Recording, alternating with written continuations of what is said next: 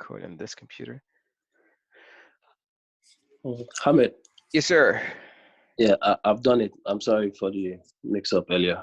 I've That's done it now. I don't know if you can check it. It's okay. We can check after the class. Now we are Okay. in recording, and we're going to be talking about which topic we're going to be talking about today. Let me get my agenda. Thank you so much for completing that. So let's try to get. Thank you too. Oh, no worries. Okay, this computer is really not my best friend today. All right, let me just get just a Word document so you can have some scratch on it. All right, so this is what we're going to be talking about today. So first thing, we're going to just get some knowledge check. Okay, it's little tests. It's not going to be graded or anything. I'm going to be talking about some specific topic that we've talked about in the past, making sure that you get some theory as we go through it. We go here, knowledge check for not for too long, just for 10 minutes. Then we're going to be talking about different topics. We're going to talk about account payable, uh, like in more details, account payable and account receivable. Uh, these components not going to be part of the milestone, but this is very critical, like for your practical sense. So when you go and like really work on it, this is the stuff that you really kind of want to know. And then we're gonna be talking about account. We're gonna talk about Dunning. Okay, we're gonna be talking about the Dunning, and if we have time, okay, if we have time, we're gonna talk about lockbox. Okay, to do it in the system if we have the time. But Dunning is at least our goal for today. And if you don't know what Dunning is, don't worry, we're gonna get into it in a second. But before we go ahead and talk about the knowledge check, we're gonna talk about uh, what we have done so far. Okay, can anybody summarize like just I mean we all done it. Can anybody summarize what kind of activities or functionalities that we've done for the business? Imagine you're a project right now, and if somebody asks you what have you guys implemented for that project, what have you done? Anybody can just summarize about what we have done, and feel free, just go wild as much as you can, as much as you want. In 2 minutes, what have you done for this company? Imagine this is a project, and all what you've done so far, all what you've done so far is just like the stuff that we just did, day one, day two, day three. So if somebody asks you a question, what have you implemented for that company? And literally, you could certainly just implement what you've seen so far, but for sure, there's so many details around it. Anybody want to go give it a try? If you were to ask me that question, this is what I'll say. I'll say we are in the project. First thing, we have configured the company, and we have configured the company code and assigned the company to a company code. Then we have configured the accounts payable and the accounts receivable. We've created the master data and then the transaction, and we have done the report. And at the same time, we've even gone to the extent of configuring the accounts or the automatic payment program, and we have executed the F1110. So that's the brief explanation I'll give to anyone who asks me about this project. Good, good, good, good. Anybody else want to give it a try? Thank you so much, Shanda. I appreciate it. Anybody else want to give it a try? Okay, so I would say that we set up shop as a business. We have an accounting system in place where we can sell and detail that because we have an accounts receivable in place. We can buy and restock and all that because we have an accounts payable in place. And then we can pay off our vendors without having to worry about it because we have an automatic payment system in place. Nice, very nice. Thank you so much, Tammy. Anybody else want to give it a try? Yeah, this is Esther. Yeah, go ahead, Esther. Your voice is kind of really low. If you can speak louder or just bring it Sorry. closer to me. Yeah. Okay, I would say a very close knitted um, accounting system that has to do with payables and receivables, which enables us to accurately and legitimately process transactions for our vendors as well as our customers. which will inevitably help us reduce costs. We don't have any double counting based on that because of that. And then we can also reduce manpower that goes into those processes because we have an APP in place, and instead use those hours, man hours, to do other things like strategies and even getting business development and getting more customers in. And so it makes us more efficient, and hopefully we are ahead of our competition. Beautiful. Anybody else want to give it a try? Thank you so much, Esther. Appreciate it. Yeah. This is Baba. Go ahead, Baba. Okay, we are implementing a SAP system in a business. It will enable the business. It will take over basically the financials of the business. Over the account payable, account receivable. Basically, is to make the business function. I mean, to make the function, the financial, to make everything easier for the business, where every they could get reporting, make it reporting more easier and more simplified business. Very nice. Yeah. Thank you so much, Baba. Anybody else want to give it a try? Yeah. In addition to what they have said, we've been able to add more vendors in the system, and we've equally automated the system, especially the payment process, so that payments will be automated. Yeah. Awesome. Thank you so much, Peter. Anybody else want to give it a try? What I learned about everything we've been doing is like is just to keep record of both the vendors and the customers, the transaction information, everything, so that by the end of the year or by so that there is going to be a record for the company. It's not like it's just a keeping record information, to be in the system, so that by the end of the year, everything is going to be there. It's not like they have to do everything in one day. Everything is going to be like the input of everything every day, the clear payment, the the loss and the gain, the profit, to have the better understanding, to at least the system is there to back up, and it will be easier for the company at the end of the year or month to know the information and I got into some difficulty, and during the process of doing that, I realized, like, when I was doing the APP, when I got to the last stage of posting the payment, I created a vendor invoice, but I paid, instead of coming to APP to make the payment, to do the payment, but I did it, and when I got to the APP, I couldn't get any clear, I couldn't get any outstanding, the payment that has not been cleared.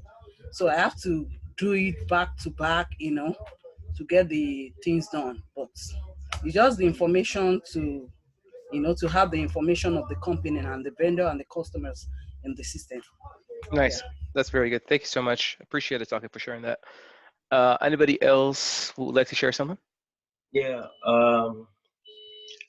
What I would say is we saw a problem and we are in to create solution to it. So many issues, delays, long processes, missed documentation.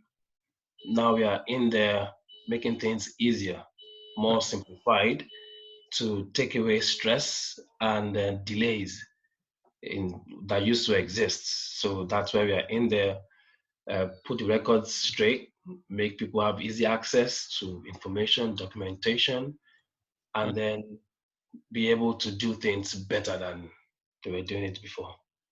Very nice. Thanks so much for sharing. Anybody else wants to add something, or it doesn't have to be a new thing? You want to talk about it? You want to answer the question?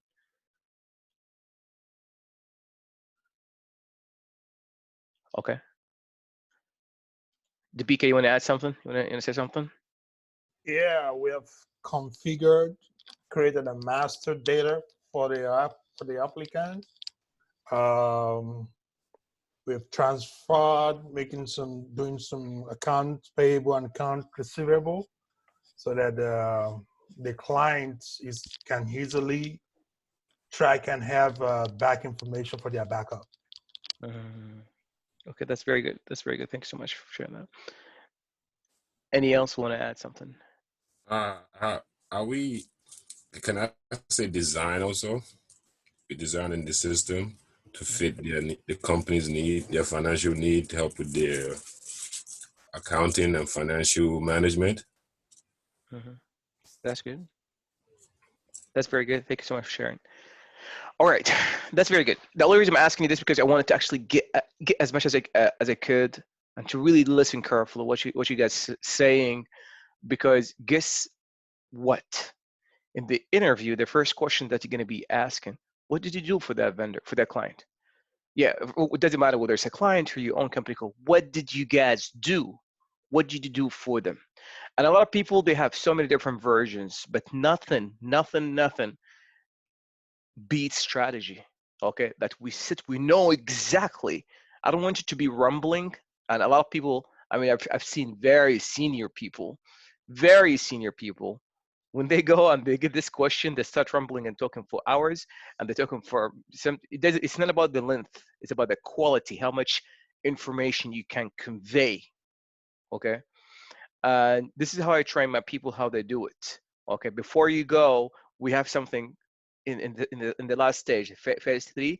We talk about something called you build your own story. And your story is about, okay, I came into this client and what did we do? Okay, didn't just start rumbling. I mean, some people, they start by saying, I configured company code, I configured GL, I configured the field status group number ranges, I configured my bank program, I went to the FBZP and I did. Oh my gosh, don't do that. Okay, I've seen a lot of consultants do that. That doesn't mean it's wrong, but this is, you're losing the sale. Okay, I want you to think of yourself. It doesn't matter whether you're going to consulting or you're going to a permanent full-time employee. I want you to think of yourself. Okay, you want to go sell the person that you are a consultant, that you really have the knowledge, that you really, the company is lucky to have you. Okay, and the only way that you can do it by actually having planning for your call, for your talk. Okay, I know that we plan to talk about this in greater details, but I'm going to give you the strategy now because it's very important, because every time, after every just like a couple of milestones, they'll stop and ask you these kind of questions. What you want to start with, you want to start with the why the project's actually going through this one. Okay, don't start by the how. Configuration, everything is fine. We should say it correctly, but we want to start with how. Okay, so for those who started with the how, I want you to think about it.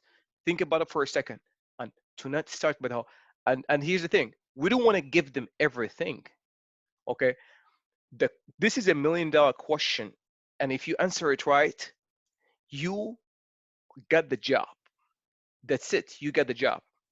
What did you do? Okay, these two questions. What did you do in your career? What did you do in your career? Okay, or what did you do for that client, for X client? Or tell me about your experience.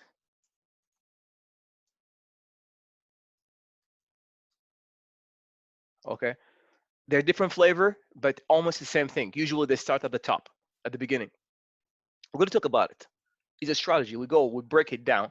But now, this is not the essence about the interview right now. This is not the essence about the interview. Okay. Okay. So we're going to start with the why. Then we're going to start with the what. Then we're going to start how we did it. Then we're going to get the consequences. Once we've done what we're supposed to be doing at that project, here's the consequences. Usually the consequences, you want to hype it, and future. Okay, now, okay, we've actually reached and we get those goals. What they're gonna do afterwards? Maybe they're gonna actually re-implement the same solution for different phases, for different rollouts company, different rollout for different country. Maybe they want to actually go a little bit more deeper into the functionality. What meaning? They're gonna wait. Okay, they call it hold and wait strategy. They're gonna hold and wait and learn from whatever mistakes that they've done. They collect information, and based on that, they're gonna re-implement again or do something again. Okay, maybe all what you guys have done a prototype. Okay, maybe all what you guys have done big bang. We're going to talk about all these strategy for the implementation, but this is the future. Okay, you're going to talk about it. Okay, and throughout the entire thing, throughout the entire cycle, all what you want to do, planting seeds. And this is very, very important strategy in psychology. Okay. In psychology, let's say anybody wants to role play with me? Anybody can volunteer to role play with me. I can explain it much better if I can just role play. Nobody wants to. Okay. I John, will. is that Esther? Okay. Yeah, that's fine. Okay. Good. Good. Good. Okay. Imagine you and I we met for the first time. Can you ask me any question you want? Mm, So is it like an interview question? No, no, no, no. Just you meet a person for the first time. Any question you want, like hi, where you're from, or something like that. Just Okay. Okay. Hi. So what do you do? Like for a living? what to do for a living. I cut people so they can pay me money. That's interesting. And just what you're gonna be asking now. Wow, really? How do you do that? Exactly. How do you do that? So now What she's asking. exactly? Now the conversation is directed to my way. I could actually just go much more deeper into that one, but you're gonna direct the questions into your way. I really just made that up. So I'm a doctor, for example. Let's say I'm a surgeon, and that's what I'm gonna answer. Okay. Not every question you're gonna answer this way, but throughout the conversation, you're gonna leave. You're gonna hype, but do not give the answer. And I'm gonna demonstrate this with an example with an SAP. You do not give the answer. Why we do that? Because we want to actually plant the seeds for the question so we can answer. We only hype something and we plant the seed for a question that we know the answer for. Okay, for example, let's say I'm just giving an example. Field status group. Anybody knows what field status group is for?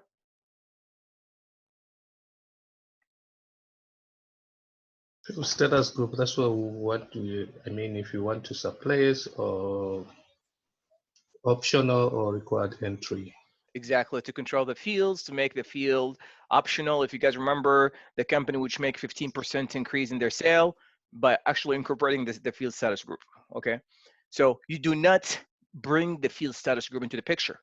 So what you're gonna say in the how, okay, what you've done with the client will actually increase their sales for 15% just by having but just by doing a little tweak in how the users actually enter their sales orders or enter their get their quotation, and you keep it there and you move on to the next topic. Okay, some people they'll just jump on the seat, they will stop you. How did you do it? Okay, some people just take a note and they'll say, by the way, you mentioned something like that. Then you spend 5 minutes talking about your field status group. Does that make sense for you guys? Yes. Okay, Sure. and that's what we're going to be talking about later on in the interview. But now I want to bring this, why I'm bringing this up right now. Okay, I just want to give an example about what we have done to make sure that we know what we have studied so far. And number two, we're going to be asking this question every once in a while. So you'll be able to actually incorporate the same thing, because this is going to be like your core system. It's going to be your core value. It's going to be your story later on. So in case of what you've done so far, okay, for sure, I'm going to just make up my own why. For sure, the why we're doing what we're doing is for training. But for companies actually they pay you money to come and do something for them, it's not for training, to fix a problem and to do something. Okay, so what you've been doing so far, our company is actually because of this reason, our company is working in JD Edwards Solution. JD Edwards Solution are their system of records, and they wanted to move to SAP. So that's why they were actually focusing to move the account receivable, account payable, and the GL. What we've done is we enable the business to actually have their accounting entries, all the journal entries into the system, all the accounts, the vendor invoices and vendor payment in the system. And we've actually enabled the system to do some more advanced items, which is like automatic payment program, which it kind of streamlined the business by 20% in terms of like really doing all the payment. How did we do it? So I'm gonna move. You didn't say how I do it, but I'm gonna move on. Oh, actually, the configuration for the company code, all the organization structure, like the GL, chart of account group, and getting number ranges in, and then we've actually designed the account payable for for the account group and number ranges for account payable and assigned it to each other. And we also did the same thing for account receivable with creating the customer group and customer number ranges, and we assigned them to each other. And finally, for sure, we have to make the tolerance group for all of them. This will actually help the system to actually make invoices in the system and make payment in the system. That what we did, that streamlined the process. Not only just streamlined in terms of like speed, actually it gave us more like data points in terms of our implementation with the business. So we're gonna learn in the next phases. So our future thing is we're gonna do roll out the same solution for the next companies or the next company codes or the next countries that you're gonna be working with. So I don't care about consequences right now. I don't care about planting seeds, but at least from now on, whenever I be asking you questions, I want to see why, what, and how. At least these things. And later on, once we are in the interview phase, we're gonna talk about this stuff, and you're gonna engineer it. You're gonna just like really follow a specific form. Okay, here every topic. This is my why. For example, let's say you have 6 projects in your resume. Yeah, six interview in your resume. For the 6 of them, you're gonna have this kind of story, and for yourself, your own story, you're gonna have one as well, and that's how you actually lead. Okay, this is how you're gonna lead because it's very powerful strategy. Honestly, I had one guys. They just like they planted all the questions. Okay, they've been just getting the questions that they want, like, oh, tell us your P2P cycle, OTC cycle, tell us about EBS and all this kind of stuff. And guess what? They became good at it. They have fun with it. Even just like it's not only at the beginning they plant seed, even just like when the interview starts and they get a question. Okay, they let's say even if it's unrelated. I'll give you like a practical example. One of the guys did. So let's say the question was P2P, okay, P2P, procure to pay. And somebody will say, oh, the procure to pay is purchase order, goods receipts, invoice receipts, and payment. For example, if you know what P2P is or procure to pay. If you don't know, that's fine. So, and this one, just like you can go here and you say whatever is the P2P cycle, but in the middle you say, oh, this, I mean, just without really kind of digressing from the conversation, but this is way, way different than what we have done from the OTC cycle. I don't want to talk about it right now, but let me just tell you, this is, and you keep going. That's it. You keep going. That's it. You didn't make it a big deal in the conversation. And the guy, oh, since you're talking about the OTC, tell me what's your experience with the OTC? And then he goes and explain about the OTC cycle. If you know the OTC cycle, that's fine. If you don't know, it's completely fine. So we're gonna talk about the OTC later on. But then he goes and talk about, oh yeah, my OTC cycle is sales order, delivery goods issue, and then when he comes to the payment, oh yeah, actually, I've seen it in a different situation. I mean, sometimes when we have the payment, we actually get the EBS, and sometimes we don't get the EBS, but it's a completely different story. But without actually kind of going to the banking or anything else, the OTC cycle is, and they continue with the OTC cycle. And guess what? The next question is going to come. Tell me about the banking and EBS. I hope you guys get the point. So, do you guys get the point? Yes, no? Yes, leading Yes. question. Yes. Exactly, leading question. And for me, I call it planting seeds. That's exactly what we do. We lead them to the questions. Okay, we plant the seeds about what the questions that you want, and we have it prepared. I mean, that's why people, when they go, they get a job within 2 weeks. This is the average. Okay, 3 weeks. This is the average. Um, it's a strategy that you follow. Anyways, I'm not gonna stop here. I just want to move on. I just wanted to get a recap with you, which is, so up until now, we've actually had some journal entries done. So now, if you have a company, now the company, they can do journal entries. Wonderful. They can do journal entries, meaning the FB50. This is what we call it, journal entries. Okay, and what else they can do? They can do a customer vendor invoices,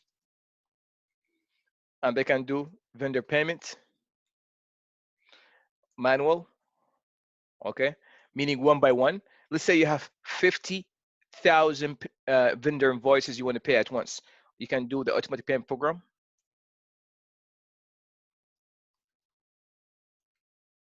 Okay, then we're going to talk about customer invoices, and we've done already customer payment, which is only one, I would say, manual. But imagine you have 50,000 invoices you want to pay at the same time. Customer, they already paid you, but you want to record in the system at the same time. How are you going to do that? We're going to do something, it's called lockbox. Exactly. Thanks so much. We're going to do lockbox. And imagine you've actually sent so many invoices to the customer, but they did not pay you. They did not pay you in time. You want to send them some reminders. You want to send them some reminders so they can pay you and to improve your collection. This we call it dunning. Okay. If the time in our side, we're going to do these two things, the dunning and lockbox. Okay. If not, we're going to just finish the dunning and we'll continue with the lockbox later on, because lockbox requires really more attention, because we're going to build some interface with the bank and we're going to do it. And I'm going to show it to you like for real life. So anyway, so that's what you're going to be doing. This is the goal for us. Anybody has any question? Comments? No. If you have questions, comments, this is the best time, guys.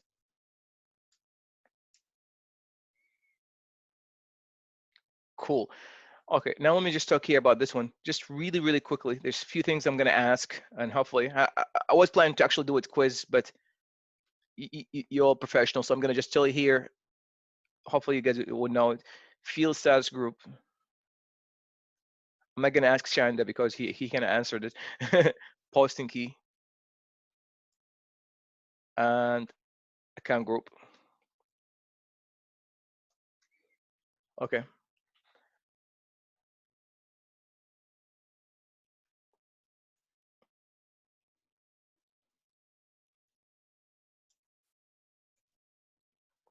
Customer.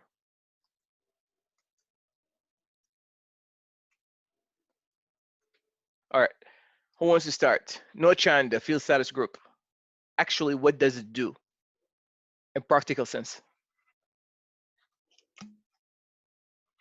Field status group actually, I think it's one of the most important thing, when we are, let's say, in, we have to make in the field, whether it's a required entry or optional.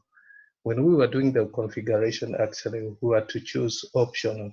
That's the reason why when we're doing the, let's say, I'll give one example, the FB60, the invoice, since we choose on the field status group optional, it's not even giving us, if we had chosen required entry, it would have been giving us to say, put in the business area and all those things. Mm-hmm. But since we choose optional, so it has been sort of like forward. So in short, the field status variant, that's where we need to put in the field. It can be either optional or it can be either required entry or surplaced. Mm-hmm. Good. Anybody still doesn't know what the field status group is? If you didn't know, come on, it's the best time so we can talk about it.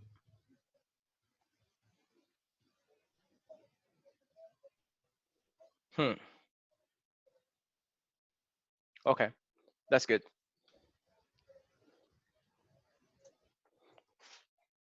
Field status group.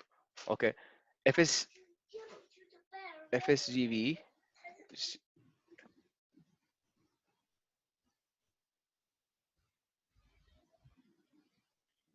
Sorry for the noise. We have the field status group variant, field status variants. It's not field status group. Field status variant. I want you just to really know the link. Field status variant is linked with your company code. I'll just say COCD is linked to your company code. Where? In OBY6. Okay. Okay. And the FSG, okay, the FSV, the field status variant has what? Has group underneath it. Has what? Has group. Has groups. Okay. And your GL account, which is FS00, I just put it this way so you can at least, you'll see it in one page. The GL account itself, is assigned to what? To a field status group. Okay, let's start to bring the system so we can feel it and feel it together. Because probably this is going to be your first ticket that you're going to be working with in the real aspect. So if we go to OBY6. Ahmed. Yes, sir. We don't see your screen. Oh, you do see my screen? Really? All the time? Yeah, we can Yeah, see it. all the I time. can't Yeah. see it either. Oh man, I was writing here all the time. Okay, no problem. Sorry Oh about that. wow. Yeah. Thank you though. Oh, thank you so much for asking the question. Anyways, I was writing all this together. Okay, no problem. Sorry about that, guys. But let's get. Thanks so much for asking the question. So here's what I was saying. We have the field status variant, which is assigned to the company code under the OBY60 code. Field status variant. Okay. And if I look at the field status variant, this is what it's going to look like. Anybody can give me your company code. Can I borrow anybody's company code? Anybody can volunteer? Give me the company code. PAPI. Sorry, Bapi. Okay. How can I spell it? Sorry again. PAPI. Papi. Like As in this? daddy. No, P for what now? P for pot. P Yeah. for potato. Yeah. See my screen? Yes, correct. Okay. So you have Papi here, and your field status variant is Papi as well. Okay. But in reality, most of the time, it's not the same. It could be anything else, like this. It could be anything else. But for you guys now, it's Papi. Okay. So now let's say we have the field status variant, FSV, field status variant, which is Papi. And when we come here under the Papi, we have different group. G001 as a group. Oh, let me just come back here. G001 as a group, G002 as a group, G003 as a group, G004 as a group, and so on and so forth. And this group, whenever you create, here I'm coming now. Every time you create a GL, FS00, you assign a field status group. And whatever field status group that you're going to select is going to be the field status group that is assigned to the field status variant that is assigned to your company code. Does that make sense? Okay, let's start to do it. So she said Papi right now. If I go here, I see any GL account in Papi. If it's 00, find any GL account in this company code.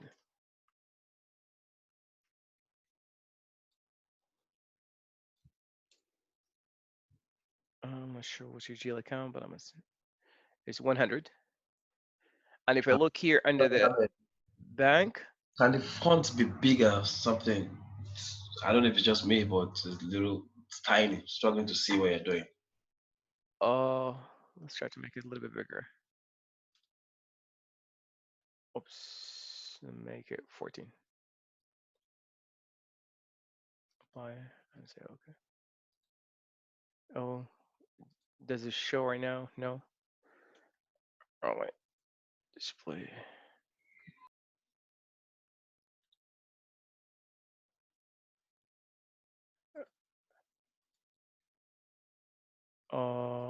Make it 150.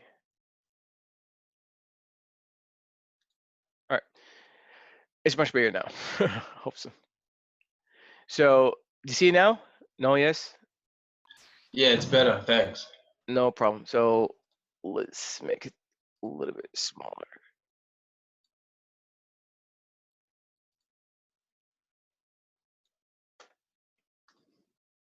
All right, so we have G001 right now. Where did they go? Let me just go back. We have G001. So this GL account is mapped to G001. If I come here, this G001 that we're changing is under the Papi field status variant, as you can see here. The field status variant is Papi and G001. So let's say I come here and I change. Let me just come here. Oh, it doesn't let me change. I have to go in the change mode. This is only display mode because I was in display mode. Let me come here, OBC4. Let's not change it anyway. We know it's G001. And the which variant and the Papi variants. Come here, Papi, and I come here, select this one, come to the group. This is G01. There's so many fields. Let's come here into the general. there's a text field. Let's just go here. Here's optional. Let's make the text field as a required field and save it. It's a required field now. Now, if I go ahead, I create a transaction in Pappy company code. Let me just come here. Pappy company code 2/23/2020. I'll just choose the GL account, which is here 100, and the other GL account is 400. And I'll say I want you to credit this guy, I want you to debit this guy, and let's say it's $400, $400, $400, and click enter. As you can see here, the system is actually not letting me do it, asking me to go and change it to update the required field. An enter is required. An entry is required in item text field for account 100. It's not letting me go. It's not letting me save because it's a required field. Okay. So if I go here and I change it from BAPI, the field status variant, to another one, like say AHM1. Okay. And save this guy. Come back here. Let's go. Let me do it again. FB50. Provide the information that I want. Same GL accounts. Everything is exactly the same. 400, 100, debit and credit, $400, $400, enter. As you can see here, oh, I just changed the wrong date. Okay. So as you can see here, now I'm able to do it. I haven't even changed the field status. You be extra careful. You have to know, for example, if you come to a company code and you get an error message and you want to fix it, just go to OBY6, see what the assignment first. Because don't just think for a second, you go and you find the same name of the company code as the field status variant. I just want to break this thinking. That's my whole goal. Okay, we're doing it here just because it's simpler for us to keep everything easy and to remember. But in reality, you're gonna have hundreds of company code. Maybe you're gonna find, realistically speaking, you're gonna find maybe 100 company code that you're dealing with, and they're all using the same field status variants. So for now, you come to, first thing you need to do, you go to the OBY6, you get an error message, a required field is needed or something. So you go to OBY6 and look at your field status variant that is assigned to your company code. Field status variant assigned to your company code. Okay, once you know the field status variant that is assigned, in this case, AHM1, then you go to OPC4 and you change, first of all, you need to know which group that you need to change. We know the variant, okay? We know the variant, which is AHM1, but which group we need to change? How do we know that? We go to the GL account that is having the problem. You go to the GL account that is having the problem first. Let's say it's GL account 100 under PAPI. So you come here and you see which group. Then you go, okay, I know the field status variant, and I know the field status group. Now, all I need to do, just go to OBC4, which is the way that we change the field status group under the variant. You go to the field status variant, OBC4, and you look for your thing, for the field status variant, you select it, and you click under the group. And I want you to be comfortable with this. You're gonna see it. You're gonna see this kind of screen many times. If you see here, if you double click on this, you're not gonna go anywhere. Whenever you see so many selection here and you see folders to the left, usually you select, then you go to the next folder. Then you select, then you go to the next folder if you have multiple folders. Then you select and you go to the next and next and next folder. So anyways, now when you come here, you can either select and click display, or you just double click on it. Click here. Don't click here on that thing in the gray. Click on the word itself. Double click on it. And now you can see the detail. Now you can see here, there's a title for each group. I'm gonna click here, first information. Oh, this one required. Let me just put it back as an optional. Okay, and you save. For example, if this is not what you're looking for, you just go to the next screen, and the next screen, and the next screen, and the next screen. Anyways, until you just finish updating whatever you update, then you save. Then you save. That's how it works. Does it make sense for you guys? Yes. Yes. So there's field status variant is assigned to the company code, okay? And the field status variant is actually has so many groups underneath it. And the GL account is the one is assigned to the field status group. Okay, this is just for you to remember. Now, posting key. Anybody can tell me what posting key is? I told you I can yesterday. shaman it. Yeah, go ahead. Yeah. Yeah, the person key is I believe is the two-digit number, Beautiful. Uh-huh. which is which tells you which item line is either debit or credit. Do you remember any one of these digits? For example, an example. 40 and 50. 40 is what and 50 is what? 40, I believe 40 is debit and 50 is credit. Exactly. Debit, and it tells you which one is debit, which one is credit. Exactly. Thank you so much, Herman. Which tells you which one is debit, which one is credit, and it depends on the account type. Okay. It depends on the account type. Okay. If it's GL, 40 is debit and 50 is credit. But if it's customer, oh, it's going to be 0, 1, and 30, and 13 or 11, something like that. If it's vendor, it's going to be different. Okay. This is one of the rules. That's true. This is one of the things. If somebody asks you, yeah, this is the first thing that comes in your mind. Okay. Tells you which one is okay, which one is debit and which one is credit, which one is debit and which one is credit. Okay, it indicates that. As an example, this is the example. Beautiful. Anybody has anything else? I'm only talking about practical stuff. I don't care about theory. I'm only talking about practical because the stuff that it's really, this is what you guys face. So I don't think this is only just like, okay, for interview or for, no. That's why I said, okay, there's no, I don't want you to do it in the system. I don't want you to change anything. I just want you to understand this kind of stuff. Anybody think of something else? Ahmed. Yes, sir. Go ahead. When I was posting my my automatic payment, I've seen 31. Beautiful. This is for the vendor, correct? Okay. Yeah, for the vendor it's 31. Is the credit for the vendor, or debit for the vendor, I guess. Yeah. But I'm not talking about examples about the numbers. Is there any reason or any benefits from the posting keys?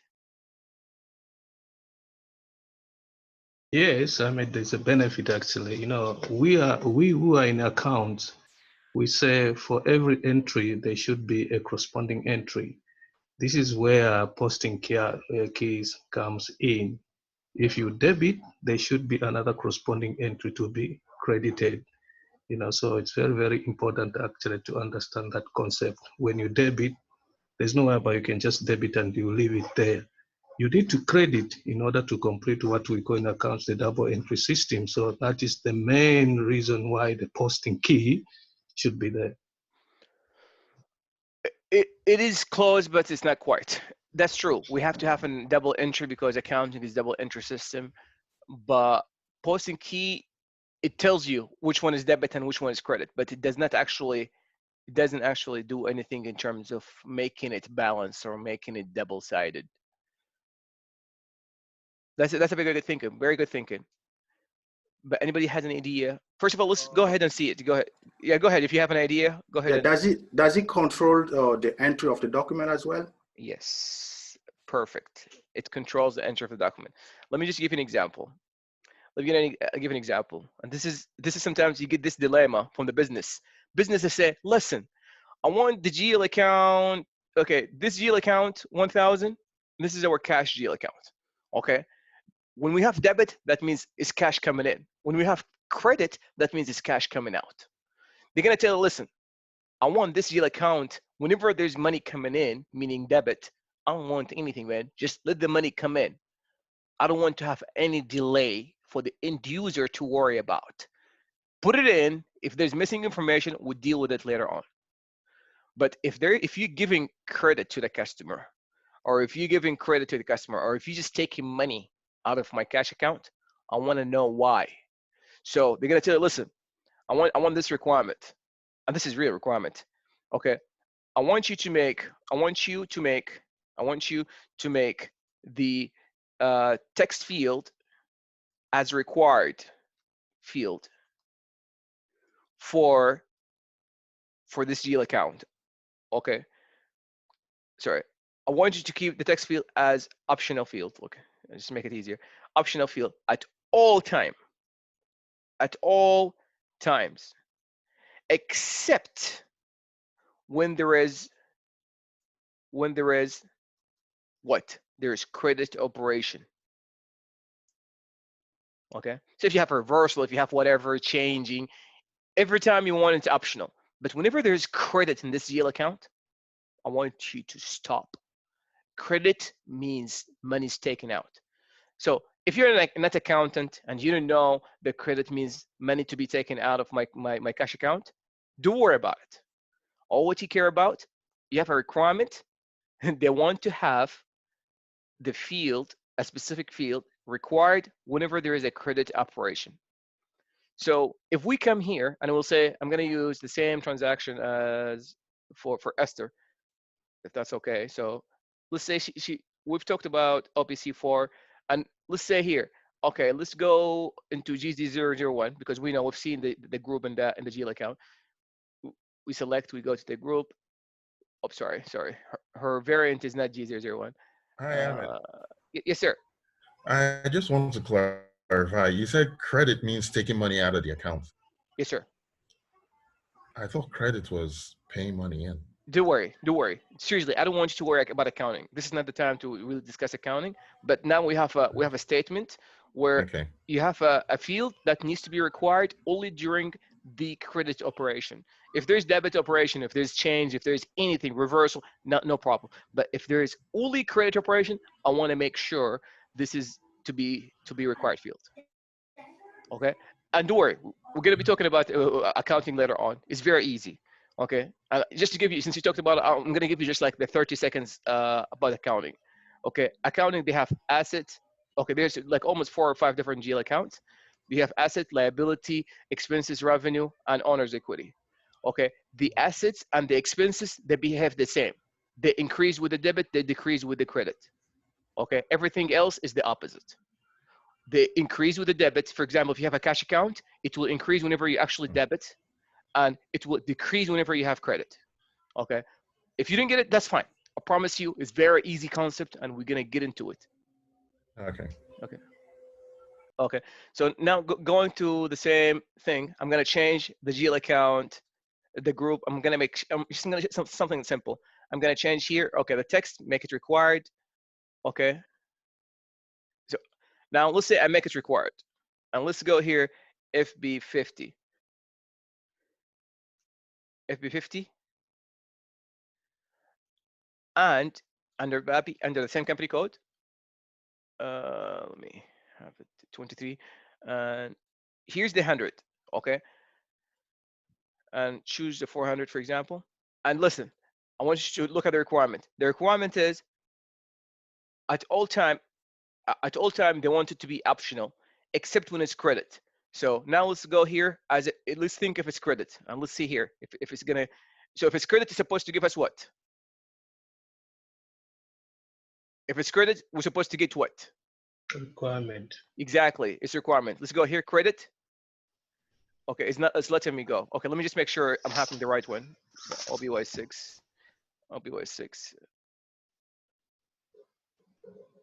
Oh, I'm blocking myself somewhere. Okay, let me bring it. Yeah, you see here? Let me just change it. I want to make sure that I'm changing the right variants. So I'm having the right variants here. Now let me just get a documents here.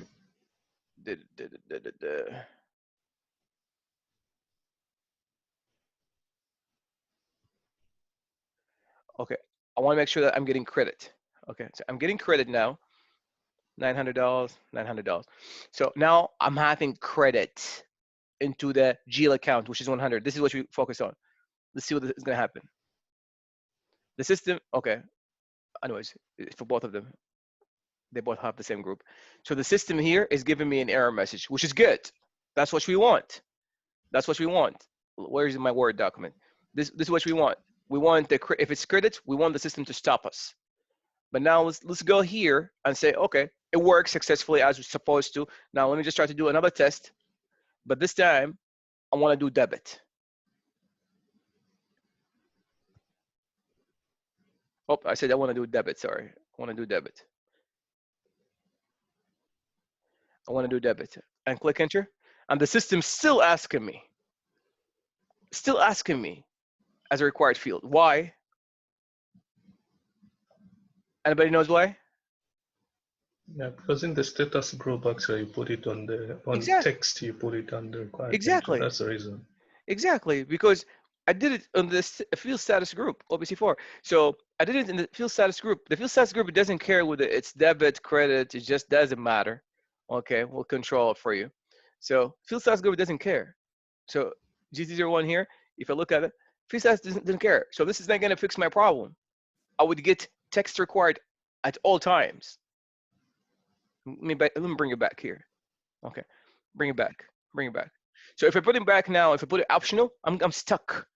Every time debit or credit is gonna go away, no problem.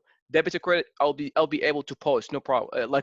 Which is not good, because the business want to have it required only during the credit.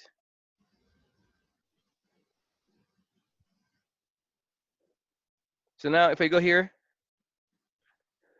this is debit, system will let it go. If I come here, same GL account, if I make a credit, system will let it go as well.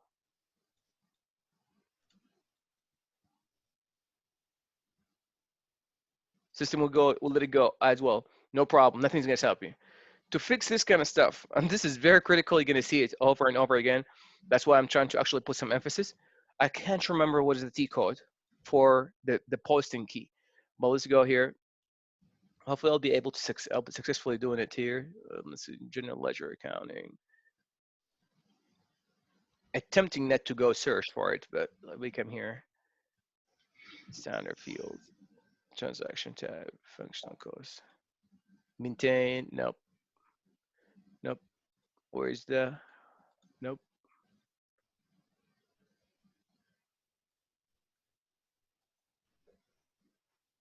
Anybody has better luck than me. Okay, come here under the documents, document tab. Here you go. So I don't want you to worry about it. I'm gonna give you till the T code, because now it's not. I don't want you to go fish for it. I want you just to go and be able to actually learn it by yourself. Under here, under the document, under financial global setting, under the document, we have here the posting key. Oh, here's the posting key. Let me just get you the T code really quickly. Sometimes the T code, it can be appearing here, but not all the time. That's why I didn't get super clinging in this technique. So if I make this a little bit bigger, so the T code is OB41, okay? OB, the last 4 digits, OB41. If I come here, /N OB41. As you can hear, maintain the posting keys. I know in GL, we have 40 and 50, okay? So if you go down here, and we know that we have 40 and 50. 40 is debit for what? For what kind of account? For GL account. 50 is credit for what type of account? For GL account. So this is what we want to do. If it's credit, we're going to double click here. If it's credit, okay. All what you need to do here, field status fields. Field status, maintain the field status for the credit. It's exactly the same screen. But now we're only changing if it's 50. That's what we're doing. Only changing when it's 50. So we're gonna save it, store it, and go back. That's it. Now let me just go back and post our transaction. FB50.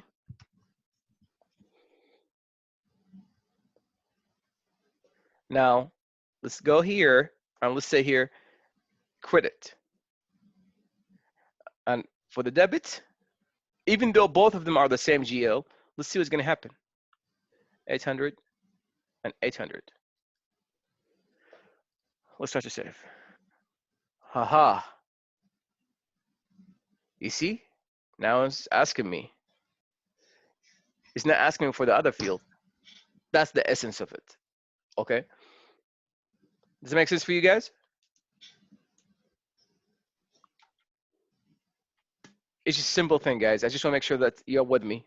Does that make sense? If it doesn't make sense, just let me know. You know. Yes. Okay. Excellent. So this is in practical sense. In our review, maybe they're not going to ask you so much, okay, about it. But in practical sense, that's what you want to actually be able. This is how we design our stuff. So, and here I want you to know. So first thing, it tells you which one is debit and which one is credit. Second thing, okay, second thing is gonna tell you, oops, why is giving me here? Okay, it tells you which one is debit, which one is credit. And the second thing is gonna tell you, what? Field status control at the posting key level. Okay, 40 or 50, for example. Okay. Okay. And guess what? Now we are opening ourselves for conflict. Opening ourselves for conflict. What do you mean by conflict? Let's say one guy, he says, I want you to make it like from the posting key. We said, okay, we want 40 or 50. We want 50. We want it to be required. This is what we just did a few seconds ago. We want it to be required. And if you go to the other one, meaning the OBC4, because they both are controlling the same thing, OBC4.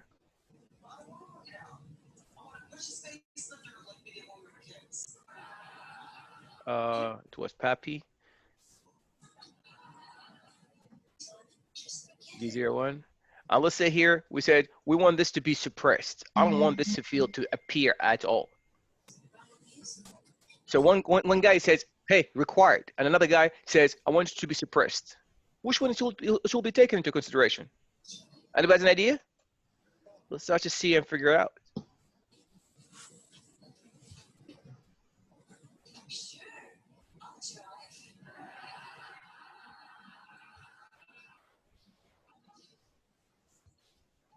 Look what happened. I want to open that up, the error message. I want you to read it for a second and tell me what happened.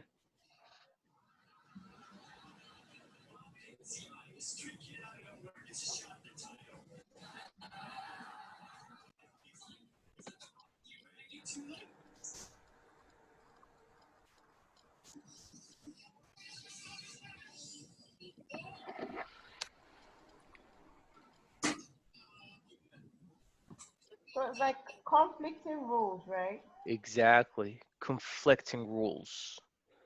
Okay? Conflicting rules. And you're going to see the conflict big time in your career. Why? Because field status is not only controlled only by field status group and posting key.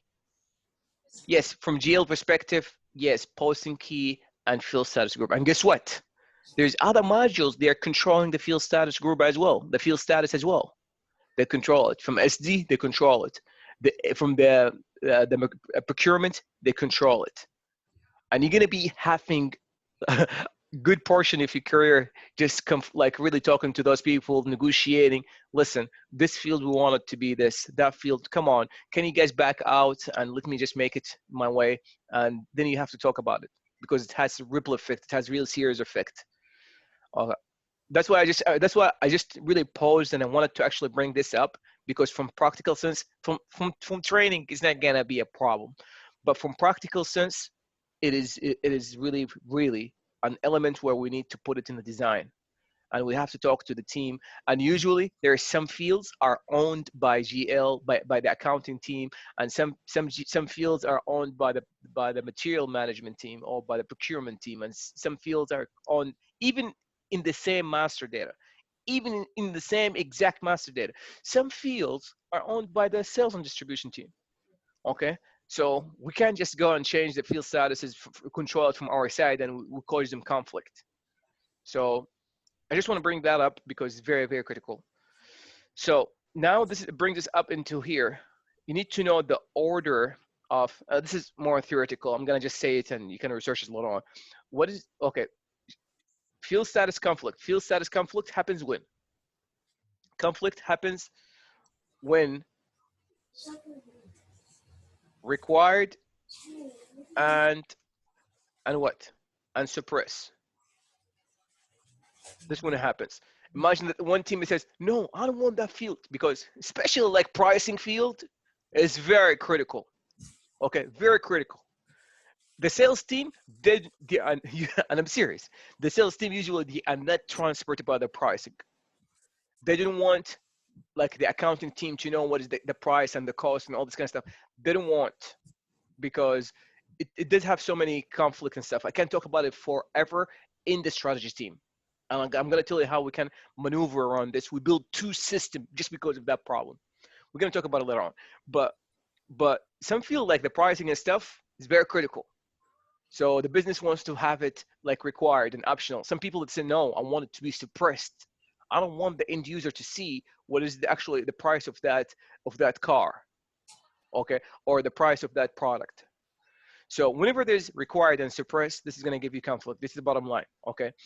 And you need to know there is order of power. Which one has order of power? For example, we just saw a few minutes ago when we had optional in the field status group and required was bigger. Okay, required was taking precedence. Okay, so I just want you to know there is an order. You can research it. I can't really skip it in my mind right now, but I know optional required is bigger. Okay, you can research it if you're interested. This is I would say a theory question. I don't care about it for now.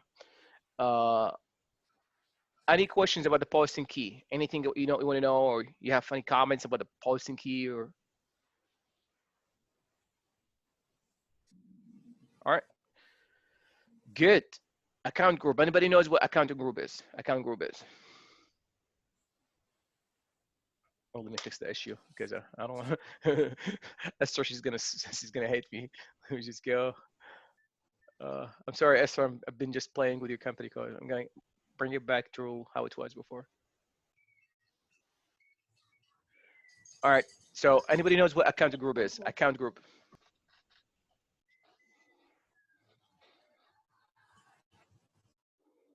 No.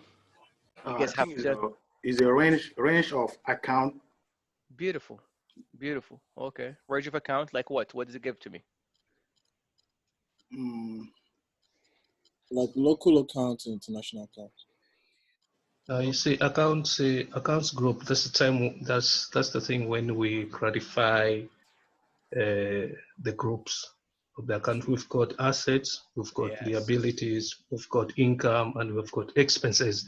So basically, this is the accounts gratification of the company or the GL account, so to say. Yeah. Yeah. And usually The criteria is really important based on You're grouping according to similarities, basically. exactly. That's exactly what it is. Exactly what it is. So classifying your GL accounts, and usually, I want you to visualize the screen. If you guys forgot it, OBD4. This is how this is the screen. Okay, you have the chart of account. It's going to ask you chart of account. It's going to ask you whatever group you give it a code, whatever the account group, then description, then from number to account number. Okay. So just make sure that's just to have it there because you want to be able to actually kind of talk about it. So classifying the GL accounts, and usually you have based on the chart of account. You just here, just based on chart of account. COA is chart of account. Based on COA, which is chart of account, which is from account number to account number. And guess what? In practical sense, if you have, for example, let's say you have 100 company code, 100 company code. Big companies usually have a lot of company codes, especially if it's international. Let's say you have 100 company codes. Guess what? All the company codes have the same chart of account. All of them. So you guys in the US, they're sharing the same group or classification as in the US, the same as in Mexico, Canada. Okay, they're all the same GL account. This is what we call it unity. Okay, so for sure, when you create your GL accounts, there's company code level added. So whenever you create your company code, I'm gonna say it again, and I hope that you get it. FS00. Guess what? The company is asking you what's company code. That doesn't mean the same GL account number you create is the same number for Canada. It's the same number for Canada, but you create different subset of it for your company code to be used for your company code. Technically, FS00, it's actually a composition of two GL accounts, of two GL, of two transactions. Okay, let me just come here. I'm going to show it to you again here. When you create a master data GL account, for instance, okay, there's creating, ideally, in practical sense, we didn't go and create FS00 in real life. We do not create FS00. There is the regional account office, and there is the controller office, okay, which is a bigger accounting office, which is responsible. The controller office responsible about the entire corporate. It's the CFO office. They're responsible about Microsoft US, Microsoft China, Microsoft Europe, Africa, Middle East. They're in charge about all this, okay? The CFO office, which usually is a global office. But you have regional office for the region, for the US, for example. So for you, you don't, the bigger office, the CFO office, they create the FSP0, the chart of accounts. And usually, whenever they create, let me just, I'm trying to make this, I'm going to create here in under Esther's company code. Or you know what, let me just create under my own company code. I forget, what is it? Is it B217? Yeah, B217. So I'm now, if you see here, this is FSP0, creating a GL account from the chart of account perspective. And let me just go here. I'm going to show FS00 as well. And I'm going to show it to you side by side so you will understand what I mean. I'm with this one to the right and this one to the left. Oh, let me make this one smaller. Okay, there you go. So on the left, read the transaction screen. It says GL account. Oh, my system is shifty. GL account at chart of accounts data. On the right, GL account centrally. That means both. If you see here, the number of tab is much bigger. Okay, more tab. It's technically 6 tab. Okay, which is a bunch of tabs. The type description. Okay, the type and description. The keyword and translation and information. This is information related to what? Chart of account level. Okay, but there's other tabs like control data and the bank information. This is information related to what? To the company code. Okay, that's why on the left here, when you see the chart of accounts, the bigger office, whenever you create a GL account, it's not like, hey guys, let's create a GL account. Hallelujah. No, you have to get approval. I'm going to show you when we go through our implementation process later on. I'm going to show you the governance process companies use whenever they have a GL accounts to create, especially if the GL account is not like we'll talk about different kind of GL accounts later on. But usually when you create a GL account, we create it at the chart of accounts level. And usually, as you can see here at the chart of accounts level, let me just say I want to create GL account number 1200. Oh, 1200, I have it. Let me just have 1300, for instance. Yeah, I don't have the GL account. So now I'm creating this GL account at the chart of account level. So when you create it, there's so many things you need to worry about. Yes, we've seen this one. You select whether it's an asset or not an asset, balance sheet or P&L, and description. And guess what? Usually the description, we put it with the same description of our group company, which is the US company, for example, in our case. Sorry, US language. So I will say here, for example, this GL account as, for example, interest receivable. This is what I charge my customer when they're behind in their thing, in their payment, interest. Okay, interest. And guess what? He's not going to ask me the currency and all this kind of stuff because I'm the bank and the field status group. It doesn't ask me. All it asks me the description. That's it. I could save now, but usually if it's a global company, oh, we have to worry about the languages that are supposed to be. So in English language, this is by default because this is my country now. But let me just say here, I want to have different language as well. Let's say here, for example, I know Arabic. So let's say here in Arabic, I want to have here, I want to write it in Arabic somewhere. I'll say here, for example, oh, I don't have Arabic language in my thing. Okay, anyways. So let's say in Arabic, we call it this way. So I know it's not Arabic, but it's in Arabic, we call it this way, the translation. And you save, that's it. So now if I come out of the computer, okay, and somebody just log in with different language in Arabic, they're gonna see this one in their language. But anyways, we don't care about it. I'm just telling you now, You didn't have to do it. I'm telling you now what happens in reality. So now we have GL account 1300. Do you think it's usable? Let's start to figure that out. If I come here and I just try to actually post with it, and let me just go post with it, FB50. FB50, and I want to use my own company code, which is B217. Oh, B217. Select the date, blah, blah, blah, blah. And here I will say, I want to choose 1300. And I want to have credit in this one. And I have to have 4,000, which is there for that one. Oops. Get the amount, $600, $600. I will start your save. And guess what? The system says, oh my gosh, this one, it doesn't exist. And it gives you SKB1. Don't panic. SKB1, this is just a table where you have the company code information of the GL account. What is telling you? This GL account, it doesn't exist in your company code information. Why? Because all what you see right now, only the chart of account information. Then what we're supposed to do?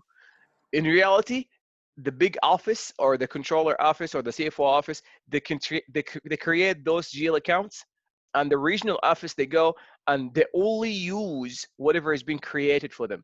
So they come here, FSS0 or GL account and company code, and they provide the GL accounts, and they will say they have to provide whatever is being given to them. They didn't just come up with their number. It has to be given to them by the big office. Then you click create, and now they have to provide whatever is the leftover. Okay, we do if it's 00, we technically do both of them at the same time: chart of account information and company code information of the GL account. So they're gonna say, hey, it's local balance currency, source key 0001, excellent. Then I'll come here under this one, I'll say it's G001 as usual, and we'll save. This is now company code specific information. So you could have 1300 for a company code BT17, okay?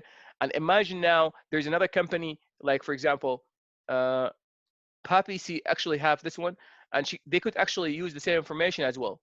We could share the same thing as well, but I don't want to do this now because it's going to confuse so many things. So let me get rid of this one. So now, since I've created the company code level, the company code information of the GL account, now I come here. Now I'm able to post, as you just see. So be careful and just really understand this one. Usually they don't ask you this kind of question in an interview, but it's very critical. This is my questions when I want to actually see if this person is is real or not real. I want you to know the GL account, okay? The GL account has two levels, okay? One level, okay, chart of account level. I don't care about the T code because I remember. Chart of account level. And you have another level. What is the other level, guys? Do you remember? Anybody remembers? Anybody with me? Company code level? Central. Nope. Central. The other one is company code level. So if I want to do both of them at the same time, I would say central level. Okay, no problem. If you want to make it this way, that's no problem. But centrally means chart of accounts and company code at the same time. That's what central means, or centrally. So that's centrally means creating in both of them at the same time. Okay, now let me just go back here. We're not done here. Classifying. We're not done here. This is critically important to know which one is the group of the GL accounts.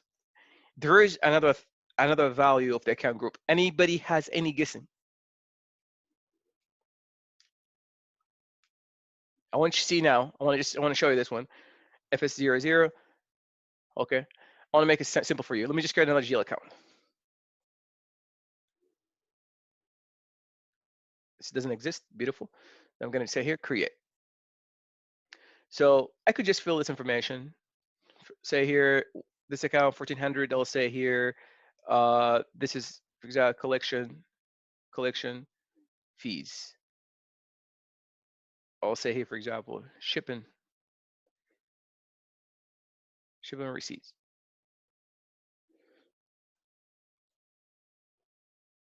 This is my shipping. So whenever I ship, I actually charge extra amount for the shipping.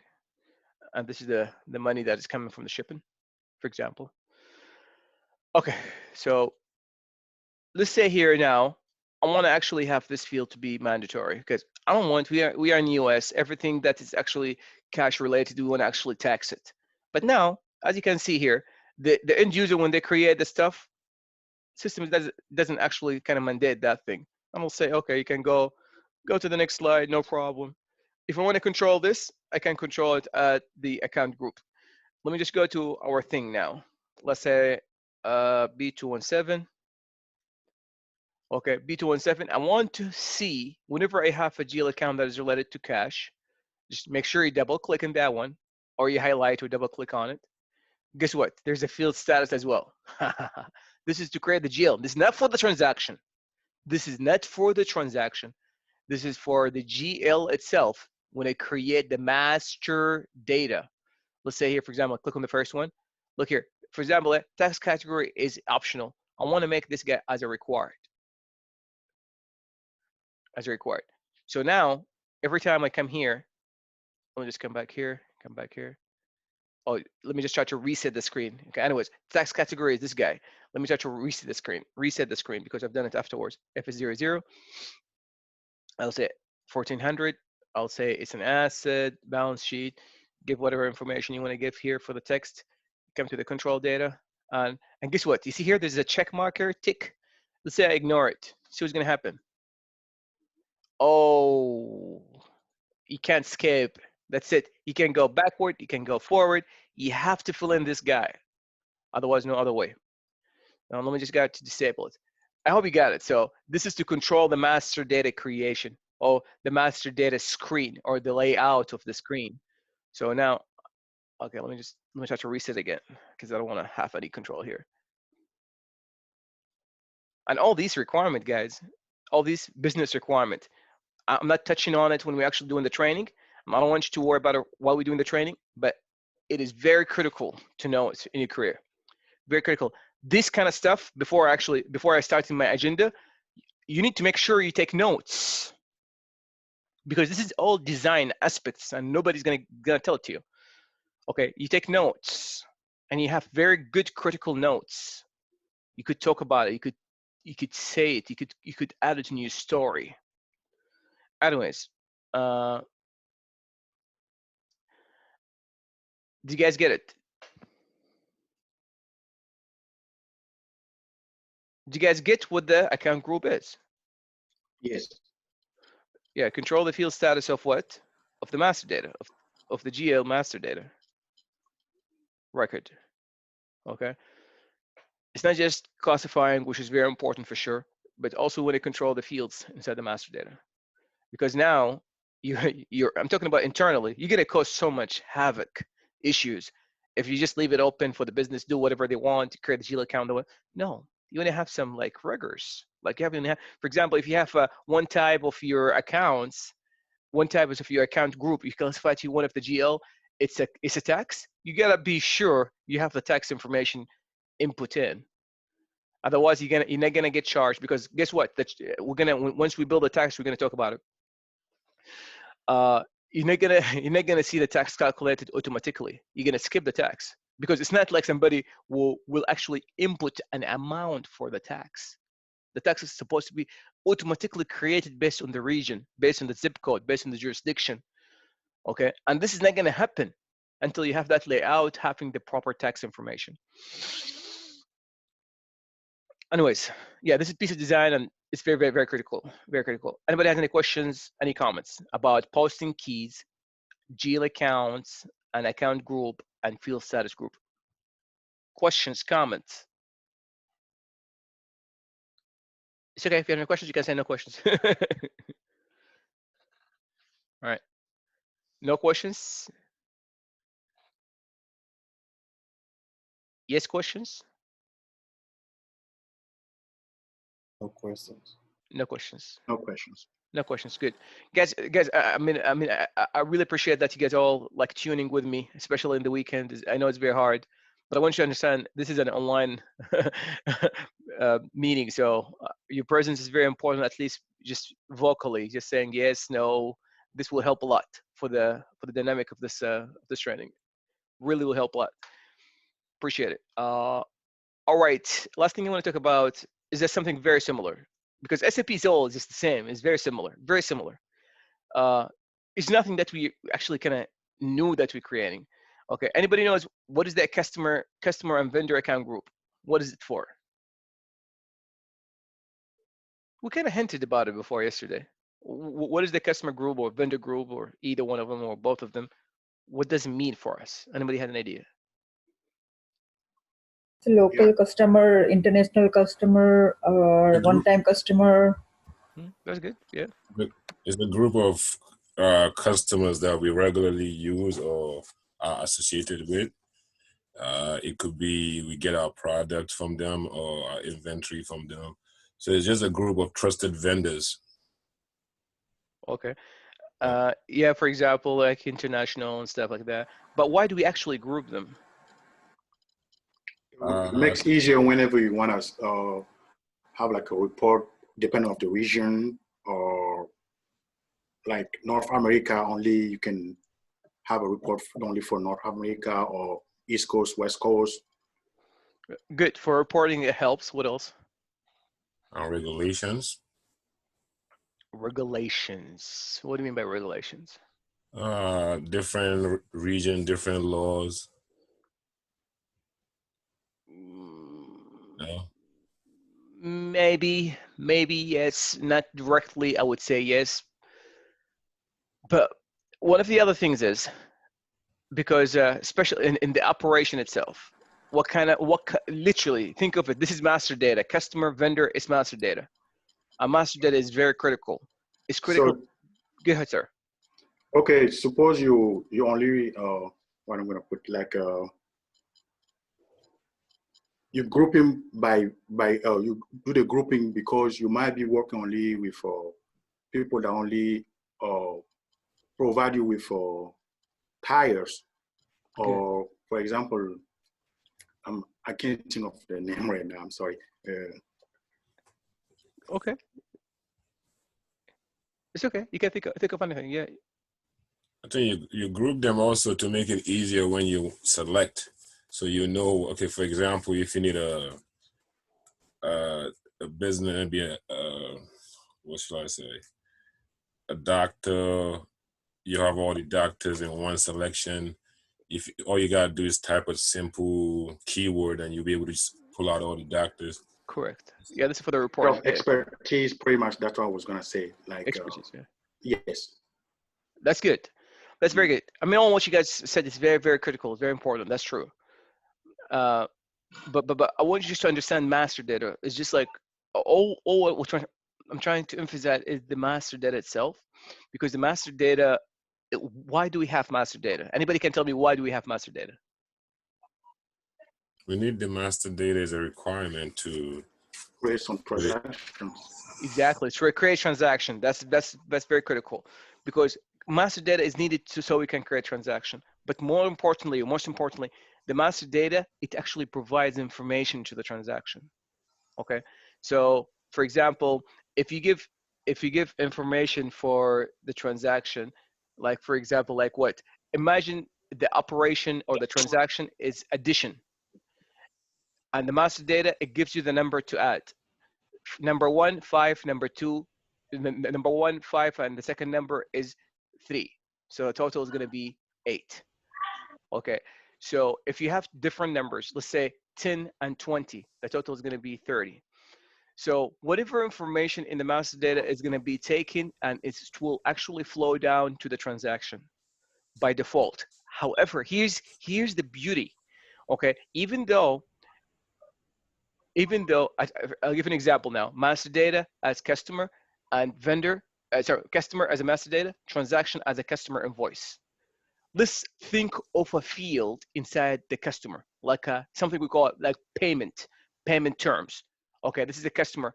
If you don't know what payment terms are, just follow with me. There's something called payment terms in the customer master that we can put in. You can put one field, it's called customer payment terms. There's hundreds of fields.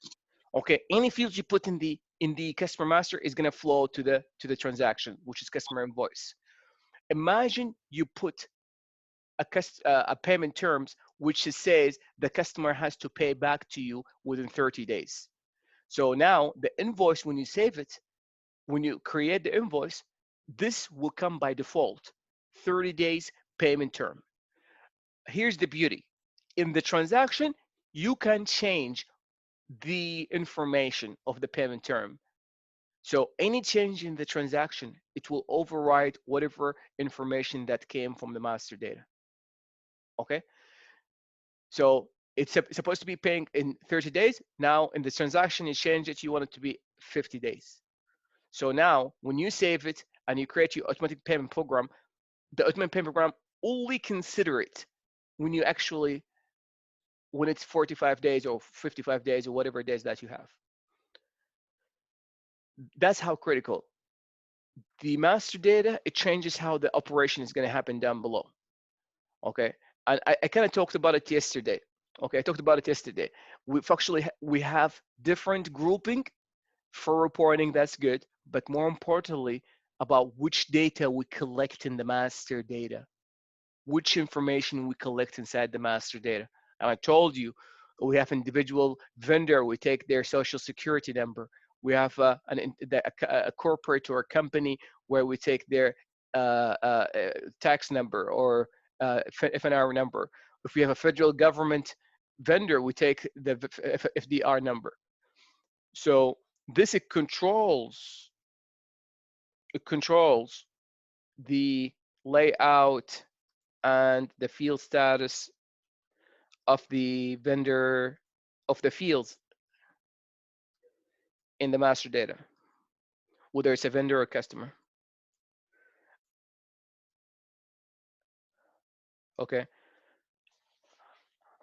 And the account group is actually help us to do that. Does it make sense? No, maybe yes. Yes. Okay. Yes. I can't remember the T code for our vendor customer group, but I'm trying to find it from here.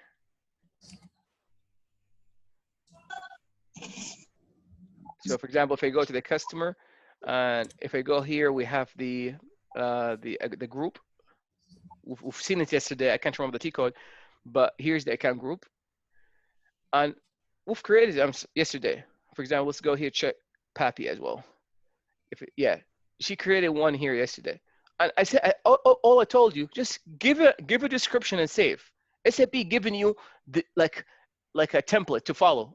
You didn't have to worry about it. But technically, there's here where we can actually get more information about, more information about the field status.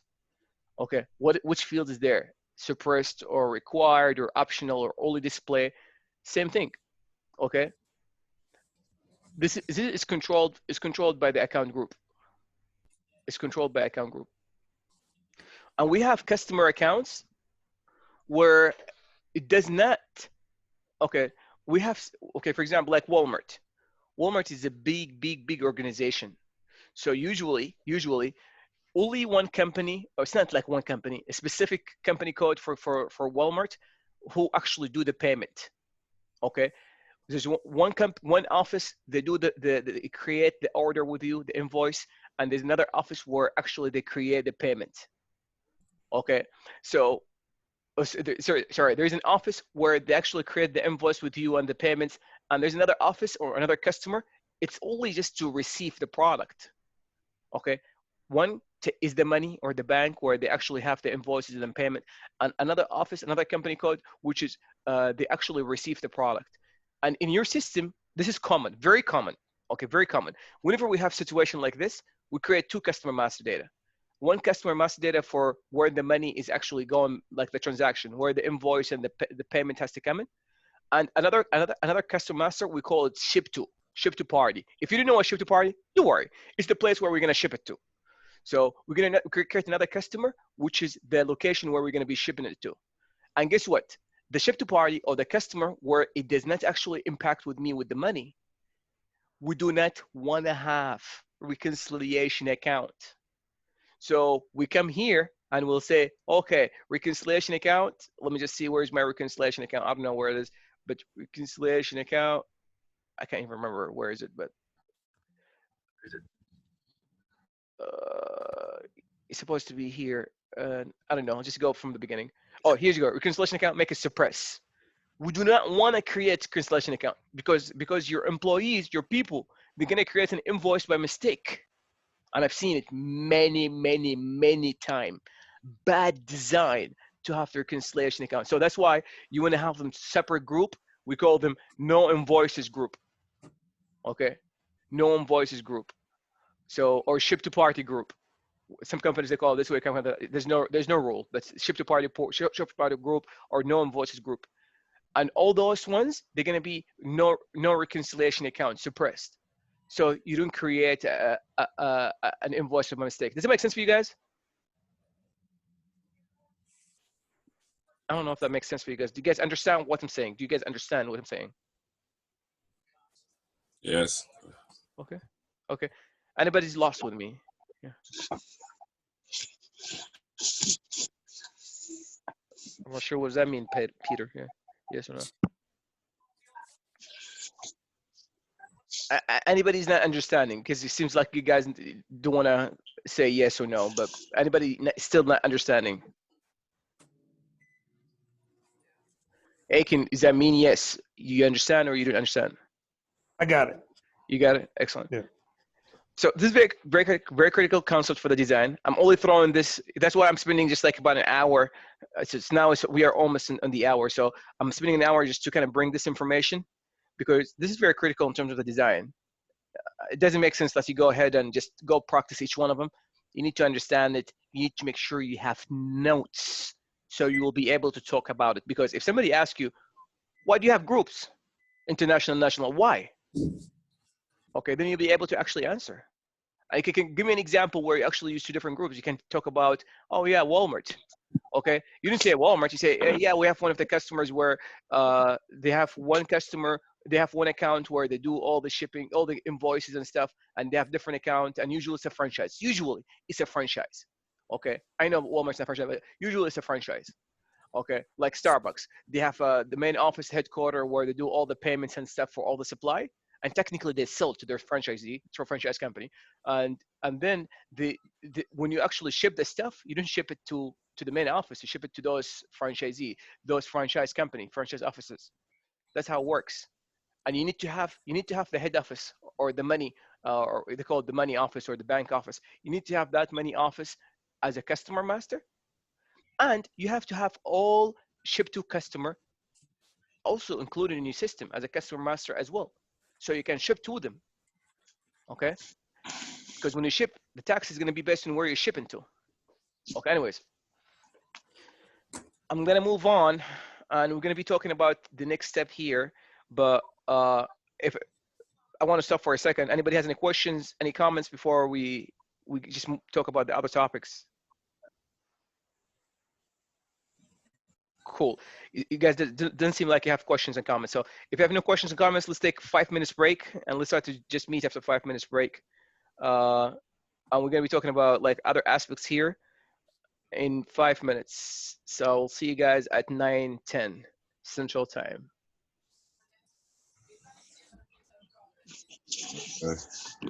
Thank you so much, guys.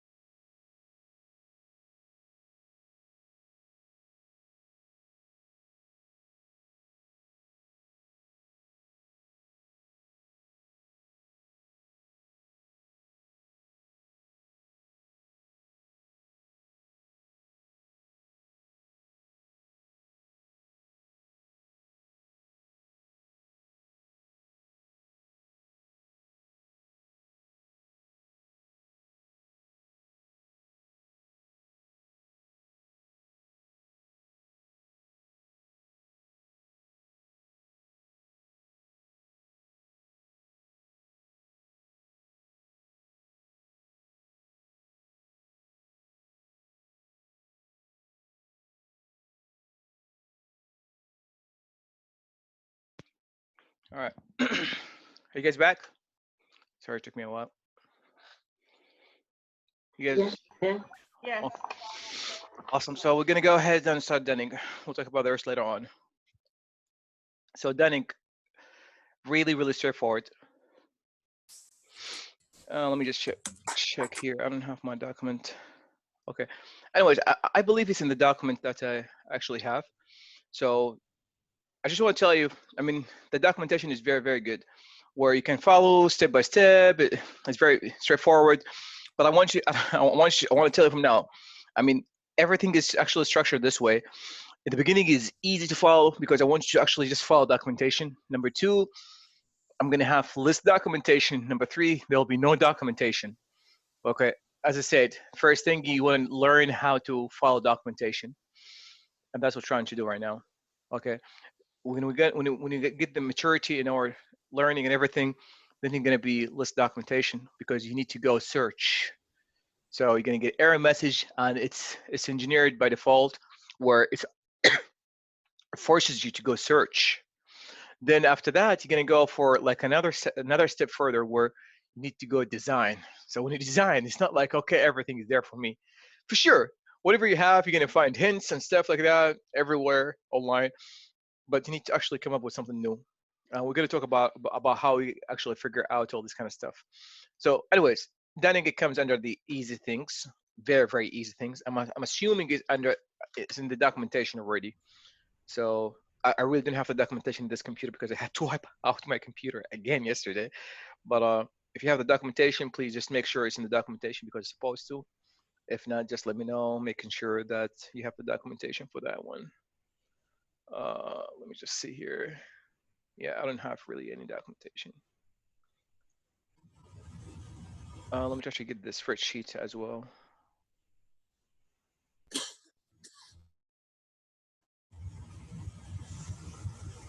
Oh, yeah, here, get this spreadsheet.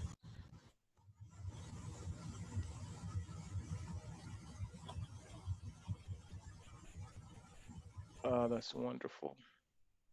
Enable saving. Give me 1 second. Let me just get the documentation. Make sure that at least I show it to you. Dunning is very easy. Anybody knows what Dunning is? Because I feel like I'm talking about it. If somebody doesn't know, it's okay. We're gonna get into it. Into it Past Process. today. due. Yeah, go ahead. Yeah, talk about it. Past due. It's a past due is closed, but it's not. It's a reminder Process. notice to the customer. Excellent. It's a process of communication which they basically where you communicate with the customer to make sure the account doesn't go to default. It starts with like a courtesy reminder calls, letters, then collection threat calls, or they set up. I don't know if that's what you're talking about. That's Send letters exactly true. out. Yeah. Yeah, go ahead. Yeah. Huh? It's a system will send you set up the system way to send out reminder letters, reminder calls, or threatening letters after a while. It starts with like reminder calls like courtesy before your account goes overdue or before it goes in default.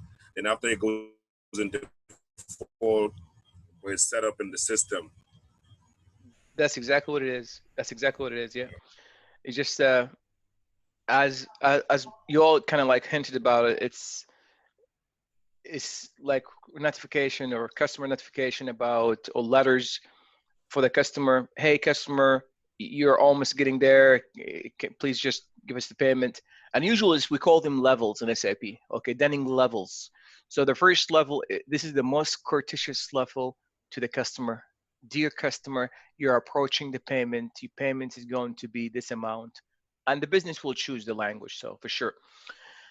Then the second level is going to be a little bit like more like okay, it's already past due, 10 days or a few days past due. It's going to tell the customer, okay, you already past due, can you please pay? And then just it goes in the language. Okay, the language or the verbiage of the letter, it goes more serious as the past due or as the level increases. Okay. And usually the last level, I think they are 8 or 9. I think it's they are 8 or 9. I can't remember, to be frank with you. But the last level, we go to the system in a few minutes and we'll try to see it. The last level, usually companies, what they do, they call it the legal level. So what they do, they send the information to the legal department, and the legal department will make a case whether to report you or not. Because listen, to be frank with you, it doesn't really benefit anybody if the customer goes to the legal or it goes to get reported.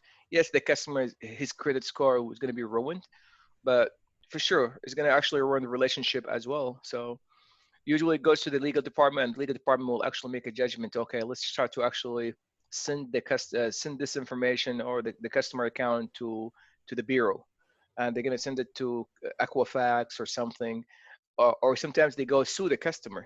Literally, they could go sue the customer if it's too big of account. They'll sue the customer. But if it's a small amount, like for example, we're talking about like internet fee, nobody's gonna sue you. So if you didn't pay the internet amount, like with the, I forget which companies you have, with the communication company, if you didn't pay your phone bill, nobody's gonna sue you. And you're gonna go to jail. But what you're gonna do, they're gonna report it to to the bureau, uh, credit bureau of credit, and you're gonna get really bad credit score for $70 bill, literally for $70 bill. Uh, so that's pretty much what it is. I hope that's clear. Yes. Yes. Yes. Okay, awesome, awesome, awesome. Okay, so I'm trying to get. Ahmed, Yes, sir. Go ahead. yeah, you said something about a reunion the relationship. I don't know what side effects or negative effect does it have on the company that's carrying out the dunning. Is there any? Because I feel it's their right to do that. Yeah, yeah, yeah, yeah, yeah. Dunning is really taken care of. Okay, I'll tell you from my experience because every company has its own things. So for us, this is what we did. We actually find out we actually have two different kind of group. Like for example, we do not done government. You don't want to done government. So if you have different government customers, especially if you have like government contracts and stuff, you don't want to done government. And we do not done government, and the people. It depends on what kind of people that we're supposed to be dealing with. We created a report, which we're going to be talking about later on in COPA, profitability analysis, which we call it the how much margin we're getting from that customer. Okay, if you making it, let's say there's a customer, he didn't pay you a specific invoice. Man, you making margin from this customer 600, 700, 800%. Okay, you want to make sure. I'm talking about strategic perspective. You want to make sure this customer, it does not get mad. He does not get mad for whatever reason. So usually there's those kind of accounts. Usually, every company in the companies, every customer, when there's a customer that making the most money in your company, we call them, like, we give them a name. For example, platinum customer, or we just give them the top tier customer, or class A customer, or golden customer. And how do we know? There's some customers, they buy a lot from you, but they are painful to deal with because they buy small amount and they don't pay on time, and they always. How we know? We know by actually another module is called profitability analysis, and this module, it tells us what is the profitability on each customer. I'm talking about margin. I'm not talking about how much money. There's customer, they actually spend billions of dollars with us, but we don't have any margin with them because every time we spend so much money to actually fulfill their orders and they don't pay on time. So we're gonna see the margin on each customer. And those customer which comes on top tier, we do not actually send them dunning. Okay. Usually there is internal dunning where the dunning gets printed out and sent to the internal. We call it the client relationship manager, who actually deal with those. And you never send dunning to those guys. But for the smaller ones, or for the majority of the customers, yes, you want to send dunning. Legally, you can send, no problem. It's your right. Come on, you're sending notification. You send dunning 1, dunning 2, dunning 3. Man, this guy, he's not actually, because remember, every time you actually send dunning, you actually lose money. It's going to cost you about $15 for every dunning is you actually send out. So literally, it's going to cost you about $10 to $15 for every dunning. Some people say, oh yeah, email. No, it doesn't work that way. If you want to send the dunning, especially email and stuff, usually you want to get letter. Okay, that usually companies, that's what they do. They get a letter. Okay, email notification, that's fine, but usually they want to get a letter. It costs you about $15 to $15 to actually get that thing done to be sent out, because you have an employee doing that thing, printing it, putting it in an envelope, sending it, put it to FedEx send it, and all this money you get paid. So you don't want to send unnecessarily. You want to send it for only just those customers who you want to really make sure that they didn't default. They do not actually go beyond the timeline. Uh, Legally, yes, it's legal. You send as many as needed. You have up to 8, I guess, in SAP. I think 8 or 9. I'm not 100% sure. We're gonna see it in the system now. 8 or 9, and after that, that's it. This is the standard. And usually you want to send it to the. You have to have an action. Okay. Usually companies they don't go to that level 8 and I've never seen a company where they have a 8 or 9 done. I've done it in different countries in the US and outside of the US. I've never seen a company that does like literally 8 or 9 Dunning levels, too much and too costly. Usually you're gonna stop up to 3, 4. Okay, 3, 4. And for example, the third or the fourth one is your last one. Then you're gonna send it to your legal, and you don't want to. Some companies they're very, very extreme. The extreme company, they usually okay. They don't care. Okay, a customer, and usually they're small companies where they have so many customers. Like for example, Comcast. Okay, Comcast, AT&T, and stuff like that. A smaller amount for sure. It's not $1 million invoice. Usually it's a $100, $200 invoice, $300, $500 invoice. So and what they have millions of customers, millions, okay, of customers. So what they do, those guys or those kind of companies, and I want you to know the industry. Okay, in this kind of industry, it is okay. Okay, when it hits Dunning level 3 or 4, okay, automatically go to Equifax. Okay, automatically go, for example, to DMB, go to the credit bureau. And what the credit bureau is, any business can actually do it if they have anyways, for sure, they can actually send you information to the credit bureau, whether it's for good or bad. But usually companies use it for bad. If you haven't paid, then it's gonna go to your credit history. Okay, boom, credit history, credit history, credit history. And guess what? It's gonna literally reward your credit history for 50, 100, $100 every month. Is going to get ding, ding, ding, ding, ding, ding, and your credit score goes down. You cannot buy a house.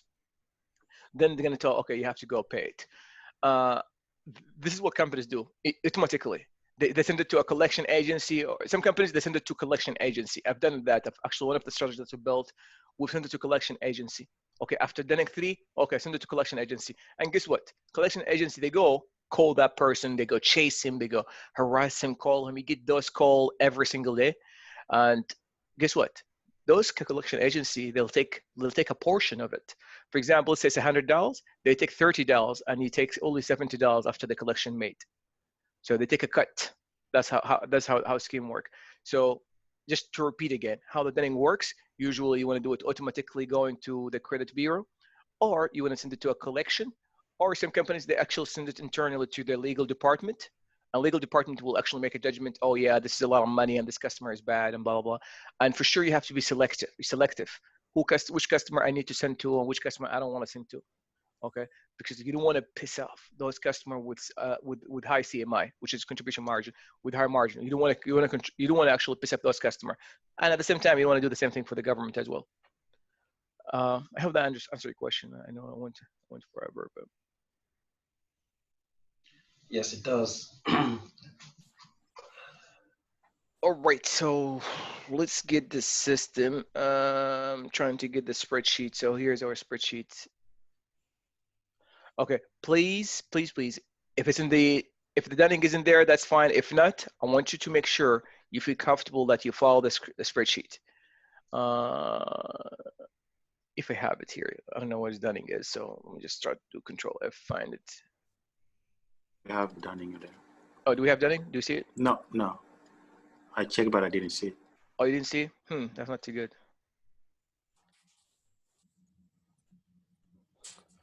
Dunning. Usually it's under the account receivable. Let's see if we have it Dunning. Oh yeah, it's right here. It's under the account receivable, guys. Dunning's under the account receivable. So it's a very simple configuration. We're going to create something called Dunning area, Dunning procedure to customer, assign the procedure to customer. Then you create the invoice, but make sure you create an invoice in the past, way in the past. So it will be actually under Dunning. Example, if you create an invoice now and the customer is supposed to pay it in 30 days, then it's not going to be shown in the dunning. So create in the past, so we'll be able to capture it in the dunning. So anyway, so let's start to do it together. We understand what dunning is, and let's start to do the configuration. I'm going to just put it side to side, so make it easy for myself. Let me get the SAP film still on. Let me just make this screen a little bit smaller.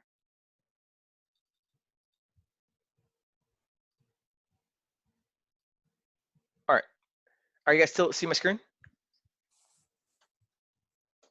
Yes. Yes. Okay. So I'm gonna, first of all, you need to create a dunning area, OB61.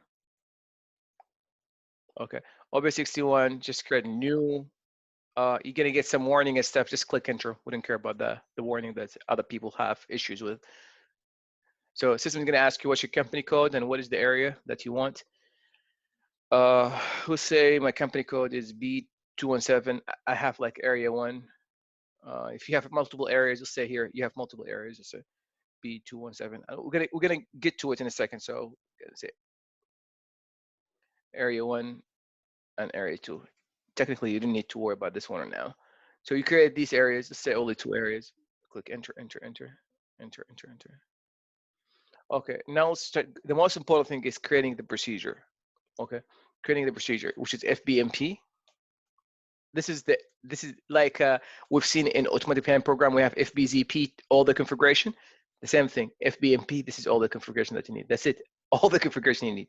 FBMP. New entries, new procedure, and you give it a name, new procedure, B217. I'll say here dunning procedure. Okay, and you're gonna just provide your dunning information, like after how many. And if you get confused and you're not sure, oh my gosh, what to do, let me just do this one so I can at least give you some help in hand here, because it's easier to explain it when you have something that is ready for you. We've created like a bunch of them. Let me just try to find one that is easy to follow. For example, AHM1, this is mine that I created earlier. So let me explain it to you here. It's easy since you see the numbers. So all what you say here, the dunning intervals. For example, if you want to actually send 2 letters, the first letters is now, the amount of days between letter 1 and letter 2 is 10 days. For example, let's say you have 3 dunnings. Between the letter 1 and the second letter, 10 days. Between the second letter and the third letters, 10 days. So that's what it means. Dunning levels, how many dunnings you wanna actually have? Is it only 3 letters or 4 letters or 5 letters, and so on and so forth? So you have up to 8 or 9. We're gonna figure out up to what number. And here, if, for example, if you want to give like let's say he's a past due. Let's say the customer past due. He's supposed to be paying on the 22nd, February 22nd, which is today. You wouldn't give him just like 1 day, extra day, okay, before you actually send him a letter. So you didn't actually send the letter on the 22nd. You wait until the 23rd. No payment came, then you send the letter. That's what I mean. And that's it. That's what you need to worry about right now. And let me try to go here, see the levels, and here's the levels. And here you're gonna say, remember the number of days we said after 10 days. So here's day 1 after no payment, and here it says 10, 20, 30, and here in the letter itself, how many days you giving them a chance? When is the deadline for them to pay? So for example, here you give them 7 days to pay. If they don't pay, then that means they've actually failed to pay you. Okay. Yeah, this one we don't care about it. Most important is the text. Forget which one, I guess.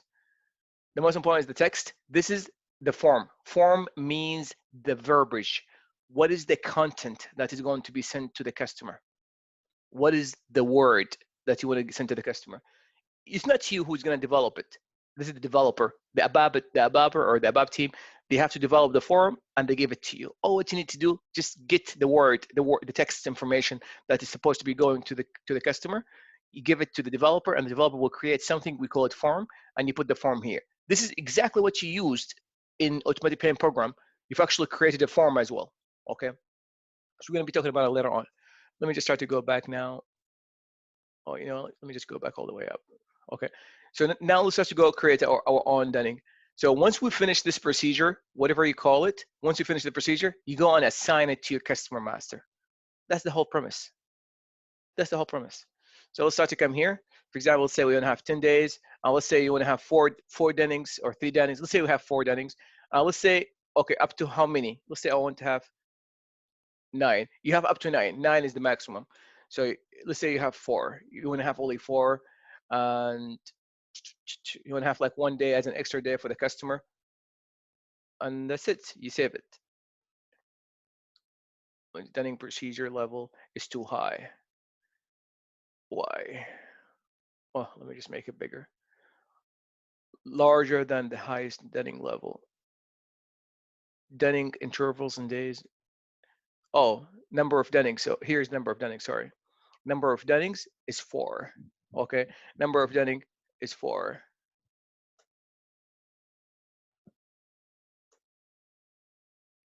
Giving you warning messages.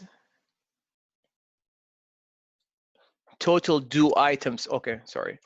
Total due items. I don't want to have anything here. Okay, and if you get stuck, just please come here and try to cheat from it. It's fine. We'll create this one, so it's going to be the same thing. If you want to have a grace period, you can have a grace period. Let's say I don't want to have grace period. And just say for now.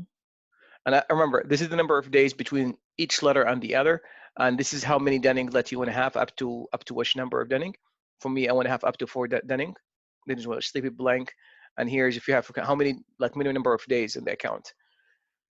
All right, so let's go here to the Denning levels. And you can say here is from, it comes by default, so you don't have to change anything here. And here's the deadline you want to have for the payments. Let's say I want to have 7 days for the payment deadline. And you just click enter. You go to the next one. If you want to add charges, you can add charges here, but I don't want to add charges. Let me just come here to the minimum amount. If you want to have minimum amount, because some companies, I don't want to send the Denning if it's just like a dollar. It cost me $10. I don't want to send a Denning if it's $1. For us, I don't want to actually have a minimum. So I want to send Denning no matter what. I don't want to add anything here. So now let me just go to the next screen for the Denning text. And here's under the Denning text. Oh, let me just try to find, where's my, click new company code. And system is going to ask you what's your company code. And B217, click enter. As you can see here, you just say Denning by area, Denning separate, and you save. And you go back. And once you go back, you need to fill some information. Okay, now you want to actually have all the Denning levels. For example, I forget what is it called. Let me just come on the text. I don't want the amount. Let me come on the text. You come here. This is what we want, the form, the verbiage that we want to actually give to the customer.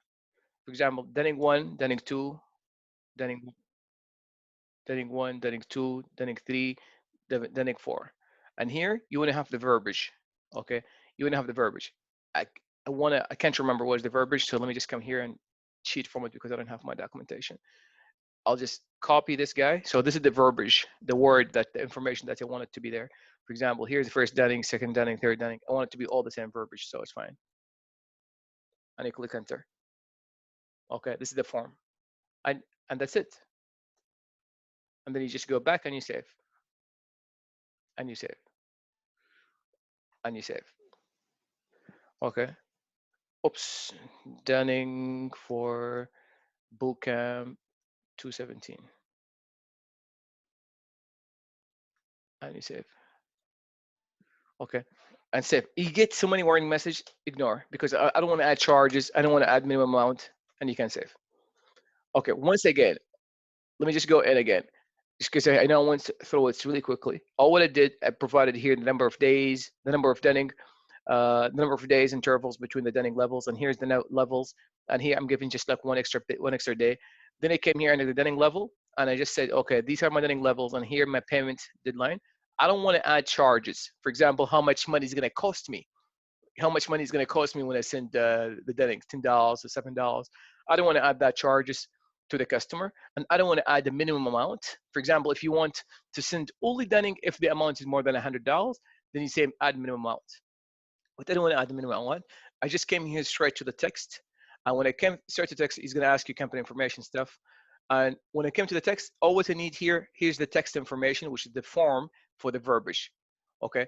When you go to the text, it's going to take you to a different screen. Just fill it out and go back and go back to the text again.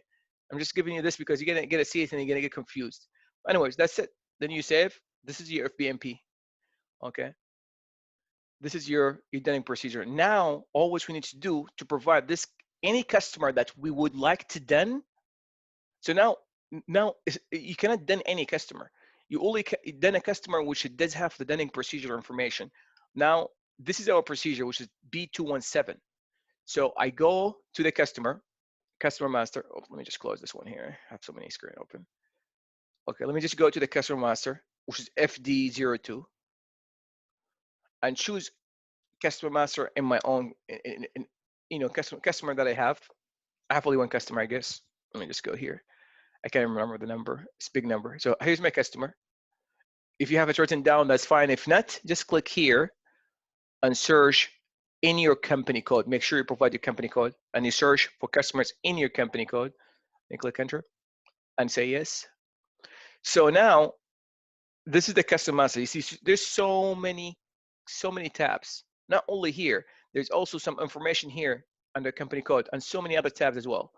So you want to be under the company code data, under the correspondence tab.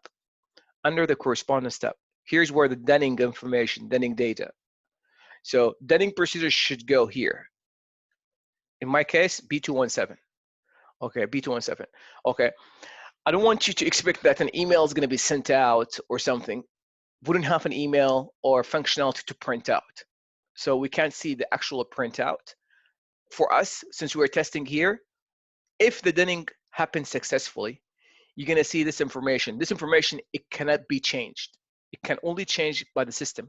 For example, last time the customer has been done. So when you done the customer, this is the day when the customer has been done, and here's what the level of the customer, of the dunning level, meaning which verbiage has been sent to the customer. So now, up until now, it's empty. So that means it's never been done. That's why I know it's empty. But the moment you give your dunning procedure, okay, well, the moment that you're dunning procedure, that means it's relevant for dunning. That's what it means. So now, whenever you have a dunning procedure here, it's relevant for dunning. So let me just go back to our Excel. So we've done this one, which is really, I don't want you to worry about it. We don't need it for now. Let me just make it a little bit bigger. We've done this one. We've done this one. And now we just came here to the dunning procedure, which is FD02. So I want to say FD02. So this is the T code to actually change the customer, FD02. Okay, once we've done everything, we've actually assigned the dunning procedure to the customer. All what we need to do, you create a customer invoice and then execute the dunning. Remember, automatic payment is F110. Customer dunning is F150. Okay, so we want to do a customer invoice, which we already have seen. So let's just start to do it together. So let's go do customer invoice. We've done that before, FB70. And I'm going to just choose my customer number, which is all 0s11. And today's date, for example. Oh, no, I want to have something like a month ago, just for the heck of it. A month ago, beginning of the year, I have a customer invoice, beginning of the year. It's say about $12,000. And here's my revenue account, $12,000. You click enter. And the system's going to tell you, oh, by the way, it's in the past. It's okay. Click enter. Ignore the message and save. So now we just created an invoice. Remember, every time you create a customer or vendor invoice, make sure you go to the report. Let's see, I'm going to the report with my customer, and I'll see all line item. I want to see if it's, okay, as you can see here is red, that's open. So the guy, he hasn't paid. And I want you to look here. Whenever you see this sign, like a thunder, that means the lightning, that means he actually is overdue. It's overdue. That means it's actually eligible for dunning because he's past due. If you want to see how much he's past due, all what you need to do is just like come click here and look for the past due. When is the past due? We've learned how to actually change reports. So let's, let me just, I forget what they call it. Due date deadline or something. due date. Okay, after arrears after due date, you click plus again, due date, so due net or something like that. Cash discount, due, due. Oh, anyways, I don't know which one is which, but let me. I want to see the due information. It's the last one there. Net due date. Oh yeah, there you go. There you go. Yeah, I want to make it. I want to make it. I want to make it to the top. So this position. So this one is kind of. I don't like this form, but anyways, I want to bring it to the top under assignment. So here's the position. This is the first position, second position, third position. I want to change this one to the third position, so it'll be visible on the screen. Where did it go? Oh, there you go. Where, do you guys see it?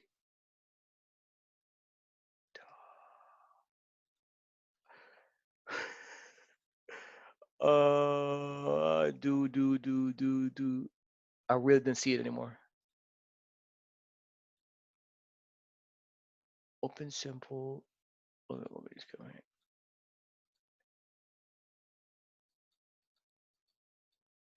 Do this symbol, not do symbol. Okay, there you go. I want to change this one here to number 3, so it will become to the top. So as you can see here, number 3 is right here. So here's the due date.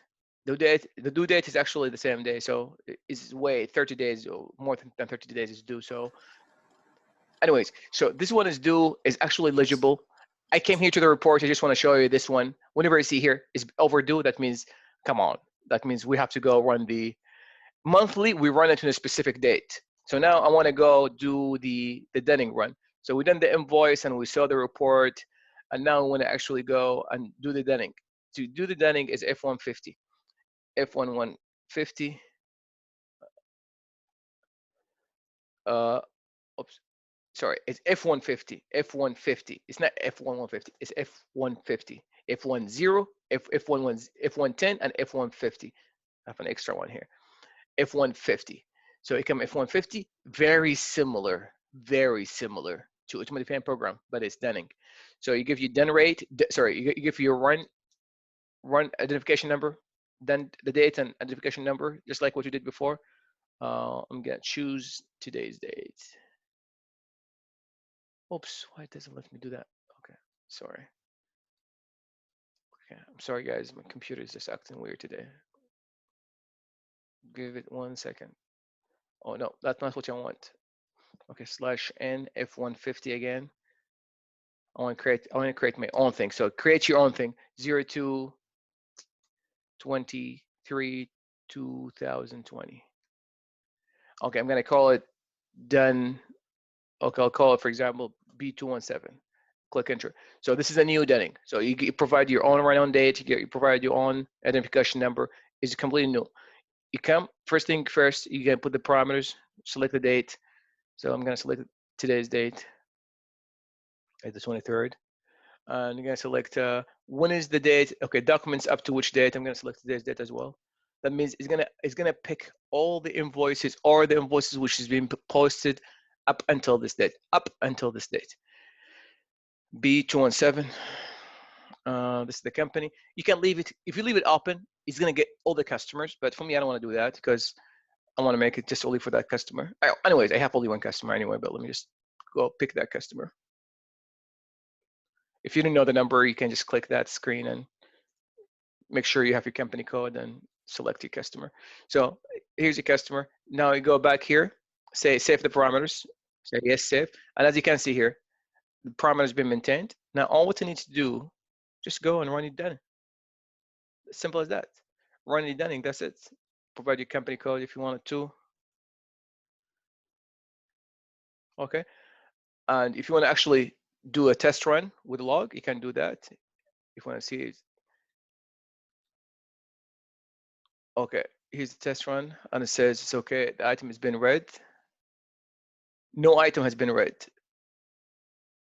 No Denning data has been generated. I don't know why. Let me just go back up for a second. Sample printout. Let me just see if there's something here.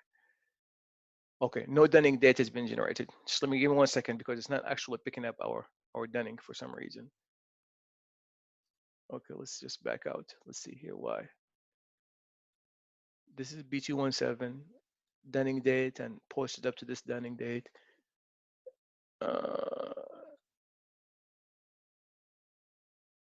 Okay, I'm not sure why. Let me just get The dunning date. Check the dunning date. Yeah, we'll put today's date as the dunning date. This is the date when we want to actually run the dunning. Okay.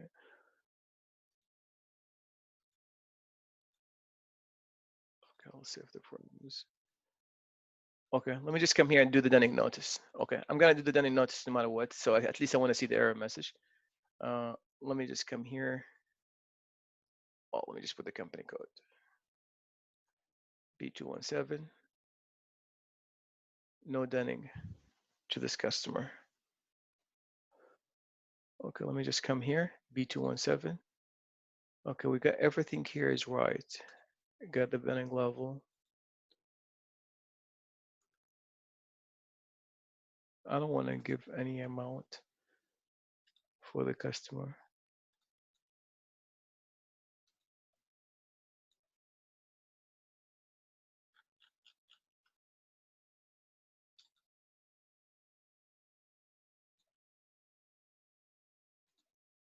Yeah, so we don't have charges. We don't have to have charges.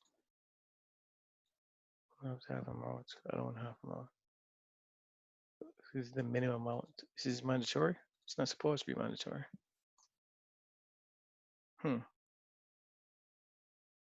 This is the text. I even haven't even updated the text.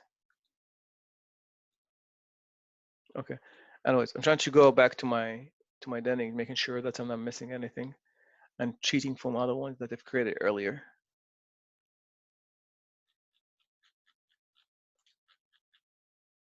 Where is my SAN one? SAN one. Okay. Anyways, let me just come here. I'm trying to give a minimum amount. It's not mandatory, so you don't have to worry about it. It's not mandatory, so I'll say here is $10, $10, $10, $10.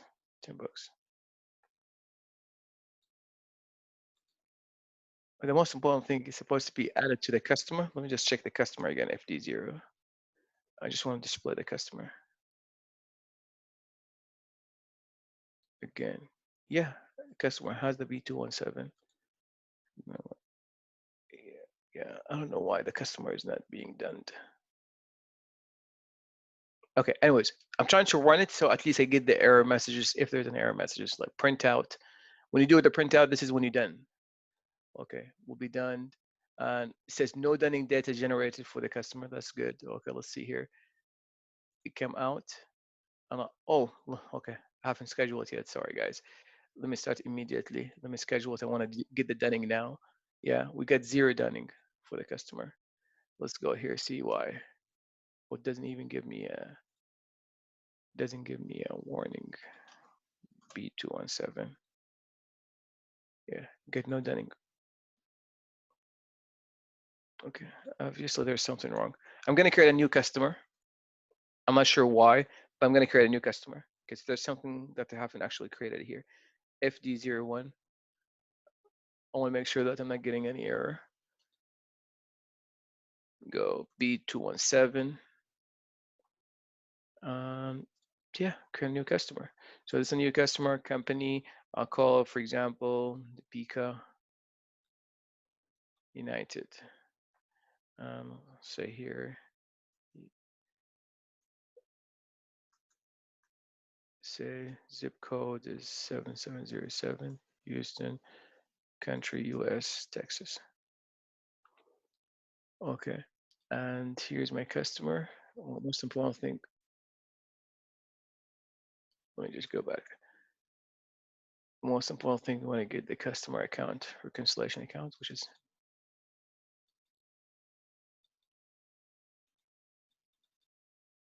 okay. So we created this now, and I'm going to go to the correspondence. I'm going to provide my B27 for the procedure, and I save. Okay. Now let me just go to create an invoice. It be 70.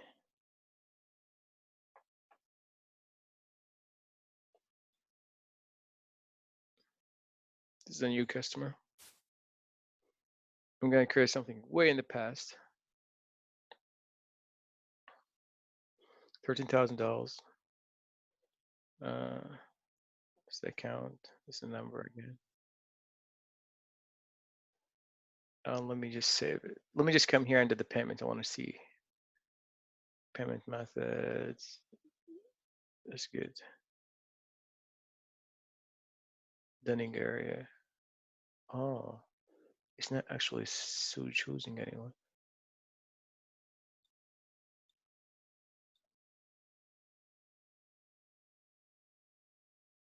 Okay, I'm gonna leave it blank for now. Okay, I think I understand what's the issue, but I'm gonna leave it blank and I'll come back to it later on. So here's my 18,000. Okay, this is my document. I want to make sure I have this one here correctly. I go check if this is open item. Yes, open item, past due, which is good. So now all what I need to do is I want to go done it, F150, F150. Trying to go and done this guy. Oh, okay. It's actually choosing this one. Okay, I'm gonna choose today's date. I'm gonna say BT171 just to give it a different one. Come here. I told you. Yeah. About the date. You've done that before? Oh my gosh. I told you about the date. Really? Yeah, I was telling you to check the dates. Yeah. For me, I was not paying extra attention. So let's say here again. Posted up to the date is really gonna hunt you. It seems what happened with me. Save the parameters. Let me go change the parameter again because I haven't got the customer number. B217 and then get my customer number. Yeah, because we are at the midnight of that change. So let's see. I'm gonna come here, push my company code, customer. I'm gonna say print preview. I'm gonna do test right now. Oh, still I have no Dunning. It's not the date. I thought it's the date. It's not the date. Let me just come here, schedule. This is the date, start date today. Okay, which is, even if I put it 23, print with scheduling. Yes, let's see, together, it's no problem. Yeah, I have no Dunning.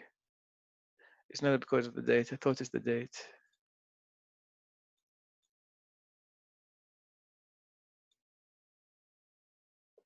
Oh, I have a Dunning, yeah. I have a Dunning created, or yeah, I have Dunning created. Now, how do we know? How do we know if it's been done or not? We go to FD03. Let me just go here. Go FD03 and check your Dunning. FD03. This is how you check it because we didn't have anything like really kind of connected here. So we go to the customer, you go in, and you go to the company code data correspondence tab, and make sure this is what happened. So you put the, you could see here it's been done at this date, and this is the Dunning level it's been sent to the customer. So that's exactly how it's supposed to work. Okay, and just be extra careful. Okay, don't get the same issue that I had because now there's a little bit of confusion in the date. The system date or the system date shows that we are already in the 23rd. This is what the system date is. While currently I'm in the US, this is my time is 22nd. There's a little bit of confusion. So how can we avoid it? Please try to create a new customer. Okay, I'm gonna create a new customer now, FD01. That's what you need to do. After we just did the FBMP together, configuring the Dunning procedure. Are you guys, is that clear for you? I'm talking about configuring the Dunning procedure. Yes. Yes. Okay, so after you create it, just create your own customer. How do you create it? Just follow the steps from the slides, or just like follow this video. It's very simple. Okay, how do you create a customer? You go FD01. Okay, and you just find your group and provide your company code, say yes, and then just provide the customer information, any information you want, okay, whatever information you want.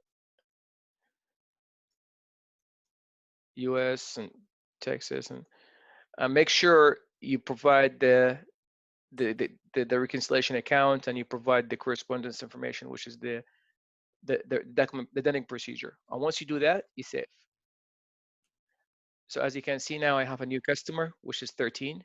So now I have this customer, new one. So make sure you're able to create an invoice on that customer, FB70, just like what you did before, FB70 from yesterday's course, from yesterday's session, and you provide your customer number. In my case, it's 13, number 13, and you provide the date. As you can see, by default, it comes in on the 23rd. Okay. For you, you want to have something at the beginning of the, like something in the past, so you can set it off. So I'll set it off on January 1st. You give an amount, for example, $7,000. Put whatever your revenue account and $7,000. $7,000. Oops. Oh, I screwed up the number here. $7,000. Click enter, and you save.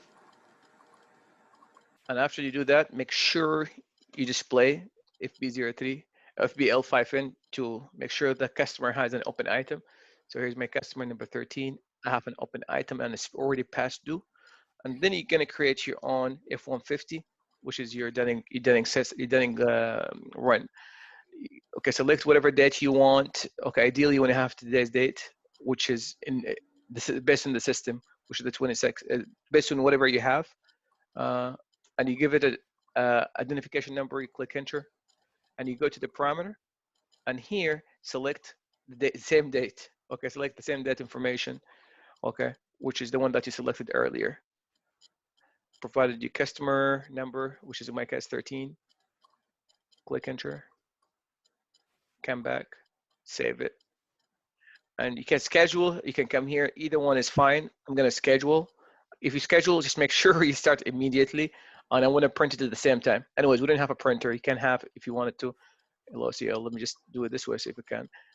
And run it. And as you can see here, it's already been scheduled to be run and stuff like that. So just click enter. Okay, click enter until this Dunning is actually converted to 1. That means it's already working. That means you already have 1 Dunning notice. So if you go to this customer right now, okay, I'm gonna come back to the screen. I'm gonna go to other screen here. If you go to this customer right now, /n FD03, this is how we check that we successfully made it. You come to the customer, you go to the correspondence, the company code information, correspondence. This is how you check. You have a date and you have the Dunning level. Okay, and if you're back to the screen where you have the Dunning, you can just create printout and just say display. This is how the Dunning letters should look like, but we don't have anything connected to a printer, so we didn't have this kind of information. You have the customer information and all this kind of stuff. And here it says, dear sir, madam, the invoices listed below are due for payment, and it tells you the stuff. It tells you please pay it within 7 days, blah, blah, blah, blah, blah. So, okay, does it make sense for you guys? Yes. Yes, very, very clear. Yeah, it's very straightforward. It's easy. That's why for me, I said it's weekend. I don't want to go give you a big topic. I want to give you a topic that you just complete within 25 minutes. Technically, for the milestone, all what you need to do for the milestone, you create your own, I don't care about the Dunning area. You create your own procedure. You create your customer, assign the procedure to the customer. You create an invoice in the past, so it will be past due. Then you're going to create a Dunning. And how do you know if it's working or not working? You make sure you come here and you look, oh, in order to be successful, because all what I care about in the tables, I look for this stuff, whether it's there or not. Okay, make sure that you actually done it successfully. Okay, then this one is going to be populated for you. Okay, this is going to be populated for you. Is that clear? And if you have printer hooked up with the system, so usually it's not you who's going to go set up the printer and all this kind of stuff. Whatever is the basis team, they're going to help you out with the printer. This one is going to be printed out, or if they want it to be an email, there's a different team, they're going to help you out with it to be sent an email. And all what you need to do is just, this is your job as a functional, to actually be able to configure it and run it. Questions, comments,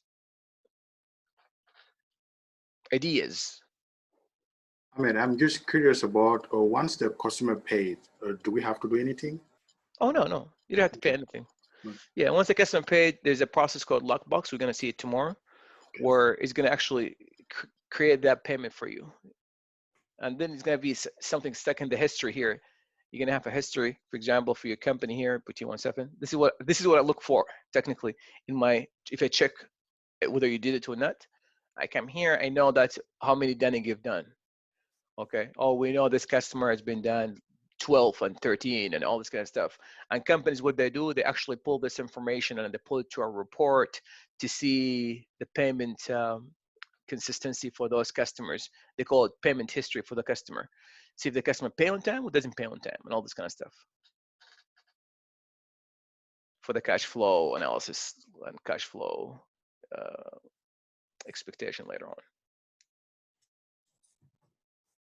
Any questions, comments? Hamed, Yes, sir. what happens if if you send like the first or second done to a customer and then the customer replies, giving you reasons why they cannot make any payment? Usually it doesn't work that way. He cannot reply to your SAP system. Usually the customer, when he comes and he has to call or do something, send an email, mail, and the most common thing, there's something called promise to pay, and we can create something called promise to pay in the system. Let me just come here because I can't remember how we do it. And usually it's not you as a financial guys. Usually it goes to the sales. It goes to the sales. It doesn't come and talk to you. But let me just come here. It's under logistics. Yeah, under logistics, sales and distribution, and sales credit management, exception, sales and distribution, account items master.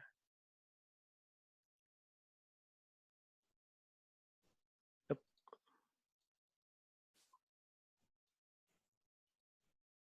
Inquiry order, back order, inquiry, quotation. Yeah, there's a process called promise to pay. They could actually create it, and this is going to create only information stuff. So there's no accounting document, nothing. It's going to create an information, which is a note, which it can be found into the invoice that you have. Let's say, for example, FB03. Let's see the last invoice that we had. For example, this is an invoice, hasn't been paid yet, but you're going to have some information attached to it, like, okay, it doesn't matter what kind of information. It could be something like a note, okay, customer called in, okay.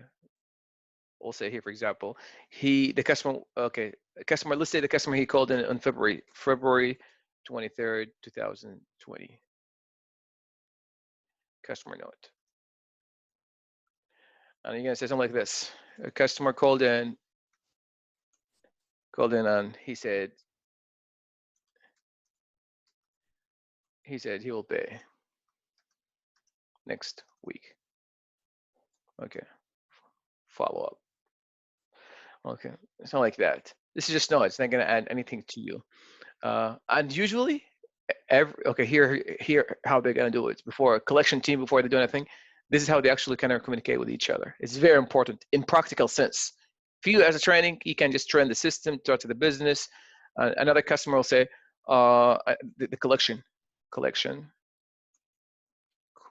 note on February 3rd, 28. I called the customer and he did not pick up. Okay, then you can have it this way. So now if somebody manager comes here, so this customer has past due and he's gonna check here, he's gonna check the whole log. It could be something like this, and it could be something like, okay, and this invoice has so much issues because the customer, he wants to get some credit and blah, blah, blah, blah, and he was not happy. Then you come here, attach the case itself. Oh no, I don't want to see the attachment. You can come here in practical sense. You're gonna come here and attach the case itself. It could be big thing. It could be actual a document like a Word PDF document. You come here, just like whatever is the case, you attach it, the drawing, whatever, you attach the whole thing. And then you're gonna have the manager when he actually review this account, he'll just come here and see the whole thing. Okay, see the whole thing. For example, let's say I'm not sure. Let me send an object. I'm not sure who's. I'm gonna do this test. Anybody's on the system right now? Anybody's on the system? Can do some test with me? Anybody on the system, guys? An SAP online? Yes. Okay, can you give me what is user ID? My user ID is 406. 406. 406. Okay. Sir, I'll say him. Madam, can you please check if we can give credit for this customer? And that's how it works in real life. And here's the recipient. I'll say here the recipient. I wanted to send it to my boss. I'll say here my boss is user 406. That's it. So now I'm gonna I could send you an email if I wanted to. It'll just let me send it. Okay, so I send it to Tammy right now. So Tammy, if you can share your screen, if you don't mind, so I can guide you through how you can actually now respond and see how we can do that. This is in practical sense, and a lot of people didn't know because in configuration they will never tell you this kind of stuff. If you can share your screen, yeah.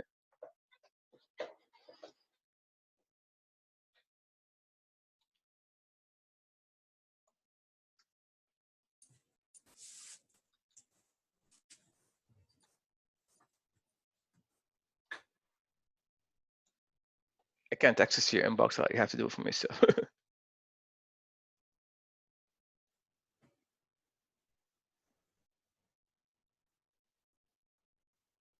Yeah, do you have your SAP app? I don't see your SAP.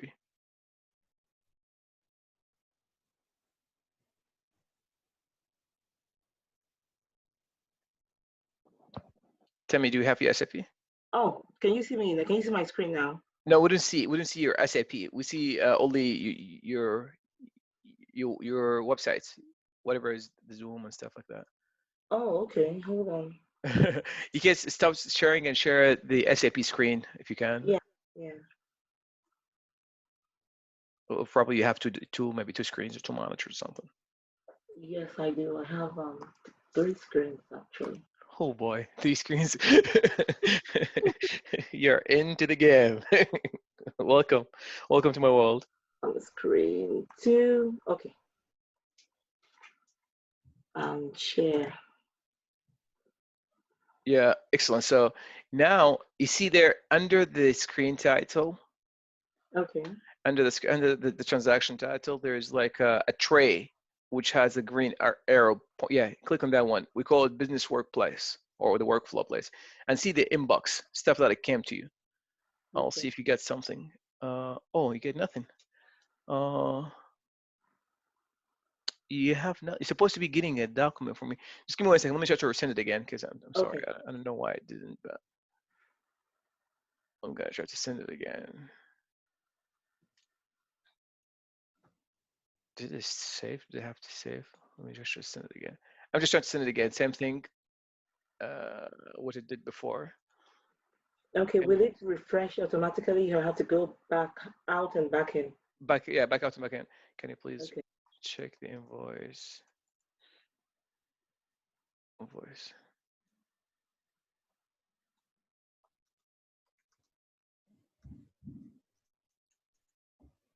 I'm just making short here, so I'm not gonna. What is your user ID again? 406. 406. User 406. User 406. Let's click more.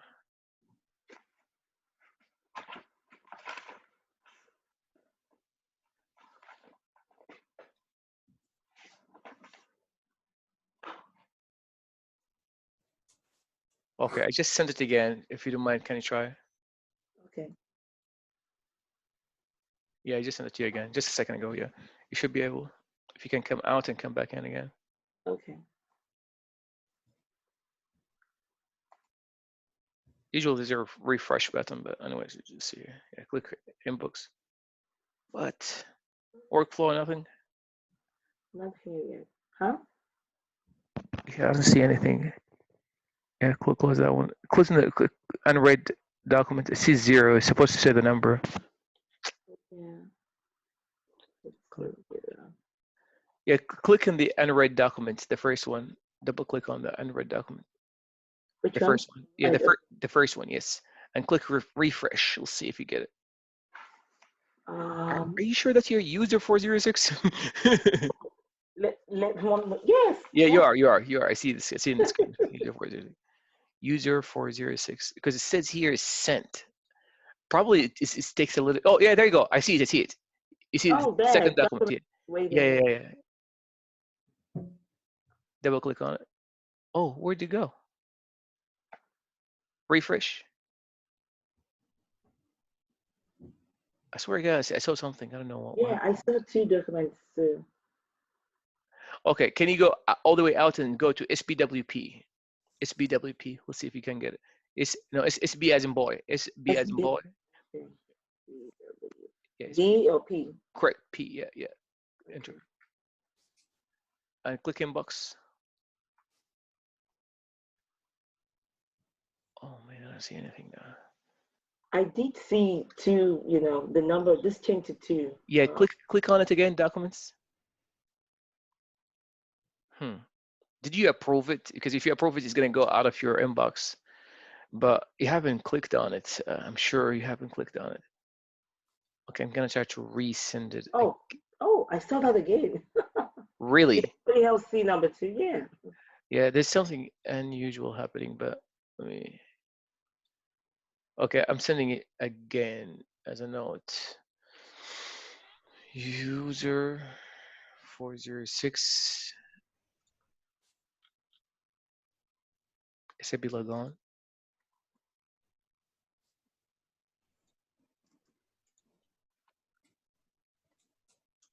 Let's say this is a test. Okay, let's see here. No forwarding. After sending, move to outbox. Okay. Resubmit.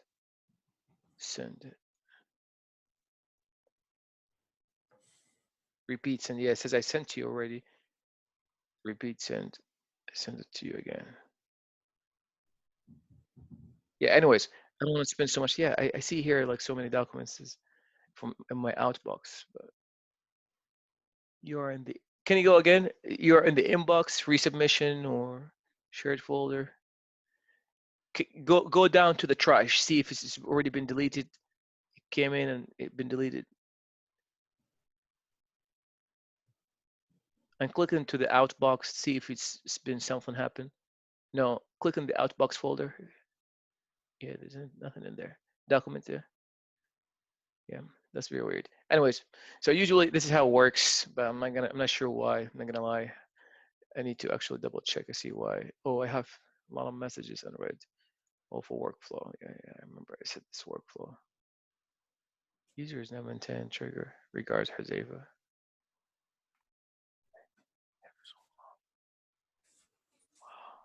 So touched with this now.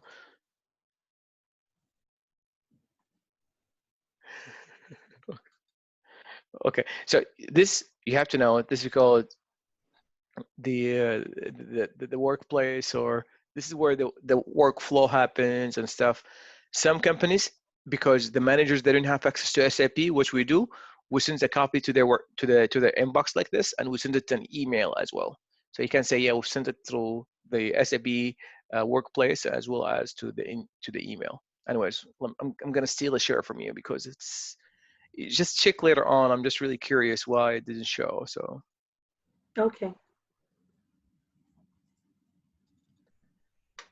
Yeah. Anyways, for me, if you can see here, here's my document. There's a lot of stuff that I haven't responded to. Some of them is just like workflow where I have to actually go and approve or reject. And sometimes it's just like a document that I have to actually respond to. This is documents that I have just to know what happened. So this guy just telling me what happened. And it tells me who is the recipient list and who is that, blah, blah, blah. I get all this kind of information. Companies usually, they have all sorts of kind of workflow. I'm not going to be talking about it right now. We're talking about like later on in the implementation phase.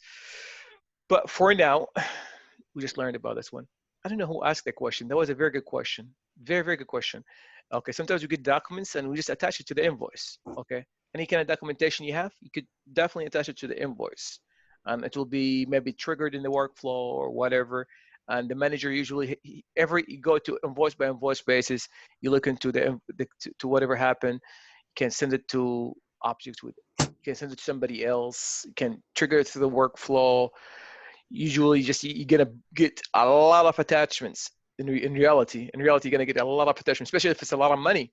You get some, come on, okay, every manager has to weigh into it before we actually do something with it, especially if it's a critical customer that we don't want to lose, and the collection comes into the picture, and whether we send it to to illegal or not, and there's just like usually it's two forces in the company in the real business. Okay, we want to collect the money, we want to get the money. I think any businessman or anybody has any business, they want to get the money for the services that they offer, and from the other side, they don't want to actually ruin the relationship. Dunning, it has to be dealt within like with prestige. Okay, companies, they just decided, okay, I don't want to have Dunning because they're so worried about their relationship, especially when the stake is really high, lobbying and stuff, like especially if we're talking about like oil and gas, airspace and defense, is just very critical relationship. Why? Because company could work for a year or maybe 2 years to win the customer. Okay, and then you don't want to just ruin that relationship with a denig message sent out. So anyways, that's my 2 cents about the topic here. So anybody has any questions, any comments? Comments, questions? Or really, sorry?